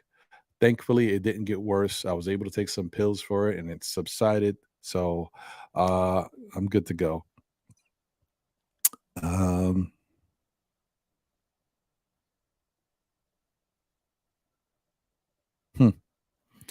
Thank you. I appreciate you so much, guys, for being here. Jeremy Nussbaum said the Knicks traded 4 first-round picks to obtain Josh Hart on an expiring contract. I know you're breaking down how we made moves throughout the course of time to get to this point, whether it be what we did to get Cam, then moving Cam. I see I know how you're breaking it down. Yeah, when you look at the big picture, yeah, guess that's how it is. Thank you, Glamour Knicks. As always, it's good to see you. I hope you're doing well. Appreciate you. Ashley Inc. says Knicks 128-94. Ooh, I don't know about that. I like to see it, but I can't. 128 points is a lot of points. I'm not going to necessarily say that they're going to be putting up these type of points, but I do think it should be a blowout. Hopefully. And the Knicks should play, pretty well, moving the ball and doing certain things out there. That's a lot, man. I don't but hey, if it happens, it happens. Thanks, JJ. I appreciate you. Comega, always good to see you. Thank you, my brother. Sherwin says Washington has 2 more wins than the Hornets. If they lose out, they can fall to the second or third worst record in the NBA. Oh, interesting. They really have nothing to play for, so losing this game might benefit Washington. Yeah, so we should win the game. Even all the more reason why we should win this game and get that dub. Yeah. So anyway, guys, thank you as always. I appreciate y'all. And as I always like to say, tell a friend who tells a friend who tells another friend. Still, Knicks fans, we'll be back again, whether it be on Saturdays at 11 a.m. or 11 a.m. ish. Bear with me. I'll be having to move some things around in the morning, get myself ready, especially when I'm going to be on here 3 hours. But Know the Ledge with your boy, your man, Ron, yours truly here, or on Monday nights at 9 p.m. For the SKF Weekly with John, Ron, and Jose holding it down on the ones and twos. So I definitely appreciate, you guys for supporting that show. And this Monday, definitely, tune in, guys. We're going to have a special guest this Monday to talk about these Knicks. We'll be chopping it up with Dexter Henry. You guys should be familiar with Dexter Henry already, from SNY and the New York Post. He covers the Knicks. So it'll be pretty cool to chop it up with Dexter. He has, great insights into the Knicks. He does fantastic interviews and shows mad love to the Knicks community. So we'll have Dexter Henry on this Monday at 9. So tune into that show. And then also check us out on Thursdays for the NBA report on Nothing But Knicks, the NBK network. I'm hoping to get us a special guest. It's been a little tough. I don't know what's going on. It's been a little tough to get somebody from the Cavalier Nation to be able to come on so we can kind of get their perspective going into this first round matchup. I'm still working on it though, guys. So that's the plan. We'll see if I can get it. Maybe it won't be this Thursday. Maybe it'll be the following Thursday. But we'll see. We'll try our best to get that going. So yeah, man, salute to everybody. I appreciate you guys. Thank you for tuning in as always. Happy Saturday to everybody. It looks like it's getting lighter outside, so I don't know. It was supposed to rain all day today, all the way until midnight. So I don't know what's happening. Maybe it's clearing up. Maybe it's not. But anyway, salute to you guys. Thank you as always. Salute to our New York Knicks. Smash that like button on your way out. Show your love for the show. Once again, I appreciate you guys for everything you've done in response to my wife's GoFundMe, and we're on the mend. We're hoping to continue and just try to continue to get her the services and help that she needs. And go from there, man. Just hope for the best, man. We're getting into warmer times. Spring is going to be right around the corner for real. And then we get the summer. And let's just hope for the best and hope these Knicks can do some things, man. That's all I can say. Yeah, man. Yankees at 4. Okay, nice. I see you. Mets, man. I'm watching out for my Mets too. That's what I'm looking forward to, man. We'll see what happens. All right, guys. Let me get out of here. Before I do, I want to see if I can play this J Boogie joint. Hopefully it works out okay. Let me see.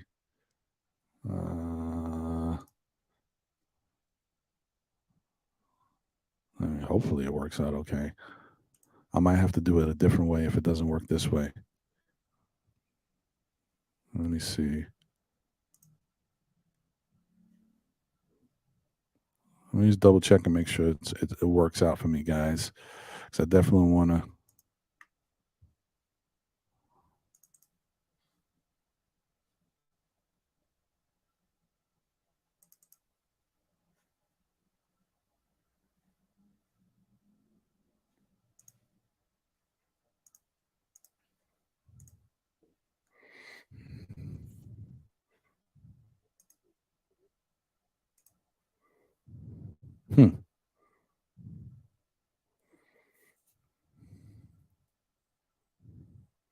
I'm just checking to see.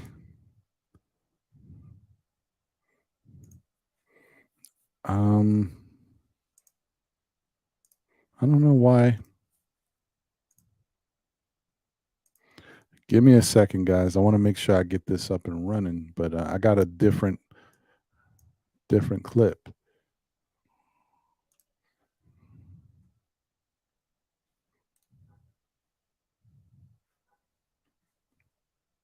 No, I got to do it the other way. Yeah, give me a second, guys. I want to do this, show some love to my guy, Jay Boogie, man. Always putting in that work, man. We got to appreciate the people that do this stuff and put in that work and, do it for free. You know what I mean? Like, he's not getting anything out of this, man. If anything, putting his own money into it. Now I'm hoping that with his new label and everything that's going on and some of the moves he's trying to make, that he finally starts to get his just desserts, because I don't know many people that have put all this extra time. Like, Jay Boogie's got a job, he's got a family, he's got other stuff he's got going on too, real life stuff, and he still does all this stuff for the Knicks fan base, the community, and just for the organization on the whole, just to be out there working and grinding and putting on this music, traveling different places to do what he does, and paying for video shoots and all the videographers and all this stuff, man. Like, videographers. Why did I say videographers? Don't mind me, guys. That's what happens when you spit fire. If I could just get this damn thing. Oh man. That's it. Oh man. You know, I know I can find this.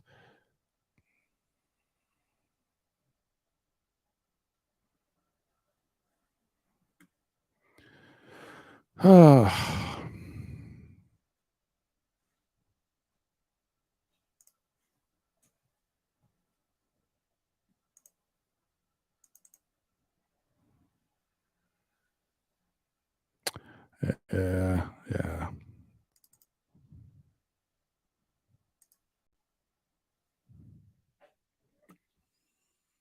I don't understand why this will not blow up. Because I got the video, but for whatever reason, it's in a small format, and it will not blow up and get to what I need it to be. It doesn't make any sense.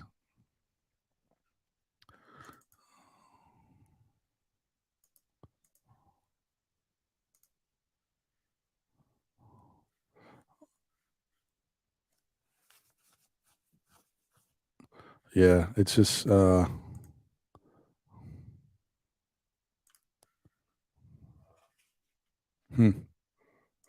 sorry, guys. I thought this was going to be a little easier to get going. I thought I wasn't going to have any issues with this. It should be no problemo. But for whatever reason, it's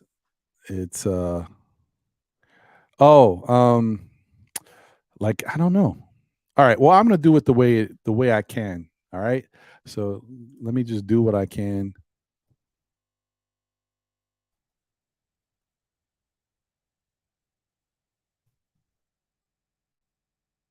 And show it for whatever it is. There we go. I'll do it let's share it this way. All right, guys, I got it.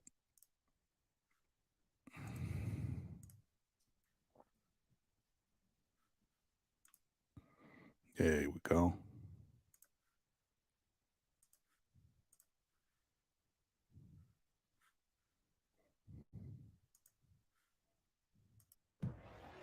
Yep. Hey, Boogie, I think we see Willis coming out. There he comes right now. 6 feet 10 from Grambling. The captain of the Knicks, the most valuable player in the NBA. New York, New York. Orange and blue, tried and true, we the Knicks. New York. We still some Knickerbockers. Whole world shockers, all eyes on us. Coming in like Willis Reed. Y'all gonna see all eyes on us. New York, New York. New York, New York, New York. New York, New York, New York. All eyes on us, all eyes on us. Coming in like Willis Reed. Y'all gonna see all eyes on us. We still some Knickerbockers. Whole world shockers, all eyes on us. What Leon Rose did, no spite of the future set for the young kids. Let off, this a straight aim. I wish the worst and the best way for Danny Ainge. You wanna rob us for our draft picks? Strip us down, take the logo off New York Knicks. I guess by now you don't feel the shine. Them ain't trades we pulling up, them quitting grind. Let me give you a little history. Us New Yorkers reacting at you quickly. So fast. Why you think we got the media watching? Make a fast break through the legs. Here come that Obi Toppin. Straight fashion, we got the best clothes. When you in shape, you take your shirt off like Derrick Rose. All you used to be Knicks fans, go ahead and switch. This the Catanese muscle for Money Mitch. Like, please, Tom, no time to play. I walk the garden with a peak coat like I'm Fournier. A Nick jersey, some Levi's, some butter Timbs. This ain't a loop, this a alley-oop, the Jericho Sims. Keep it real, however, we got a different style. I called Juice for the pressure, he gave me 8 now. They try to break us at deadline, tear the squad apart. Them 9 games after Cam gave us the Josh Hart. You read the Bible and know the Quran. Just live your dreams every day, make a team like Quan. Catch the youth before they hit their prime. Work hard, get rewarded. Come on, Hartenstein. I'm talking to all the East guards. I brought Jalen from the West, now he's an East guard. The same number 11, you know the rod strict. Now you playing against a squad with a baby pick. Look at Julius right now, he know it's game time. The off-season lose weight pivot baseline. The big bucket being made when it's crunch time. That jab step left hand in your face time. I know Drake represent, you see the 6 hard, but turn it upside right, you see that's 9 guard. This time around for the season, I'm making prop bets. I need 26 mil off that Tyler check. The truth is you gotta be a little tougher. Every time we play Miami, I gotta deal with Jimmy Butler. MIP all-star player, I gotta have it. Pretty boy, young Key Sweat, Broadway Barry. I know we got a lot of haters. I know we got a lot of doubters. But one thing for sure, us is that orange and blue, we gonna always stick together. It's us against the world. Coming in like Willis Reed. Y'all gonna see all eyes on us. We still some Knickerbockers. Whole world shockers, all eyes on us.